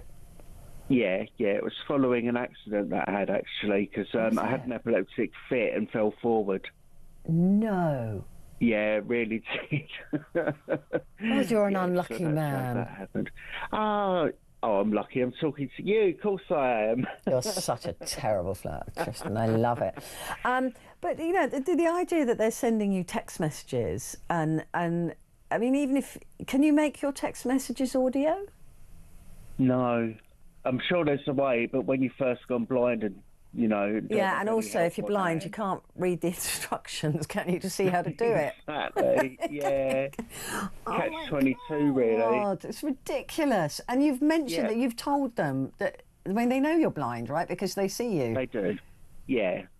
Oh, that reminds me, Southend Hospital, that's not bad enough. They ran out of money last year at the end of it, so they stopped sending out letters to people. So if you need to find out when your appointment is, you have to phone them. And you're supposed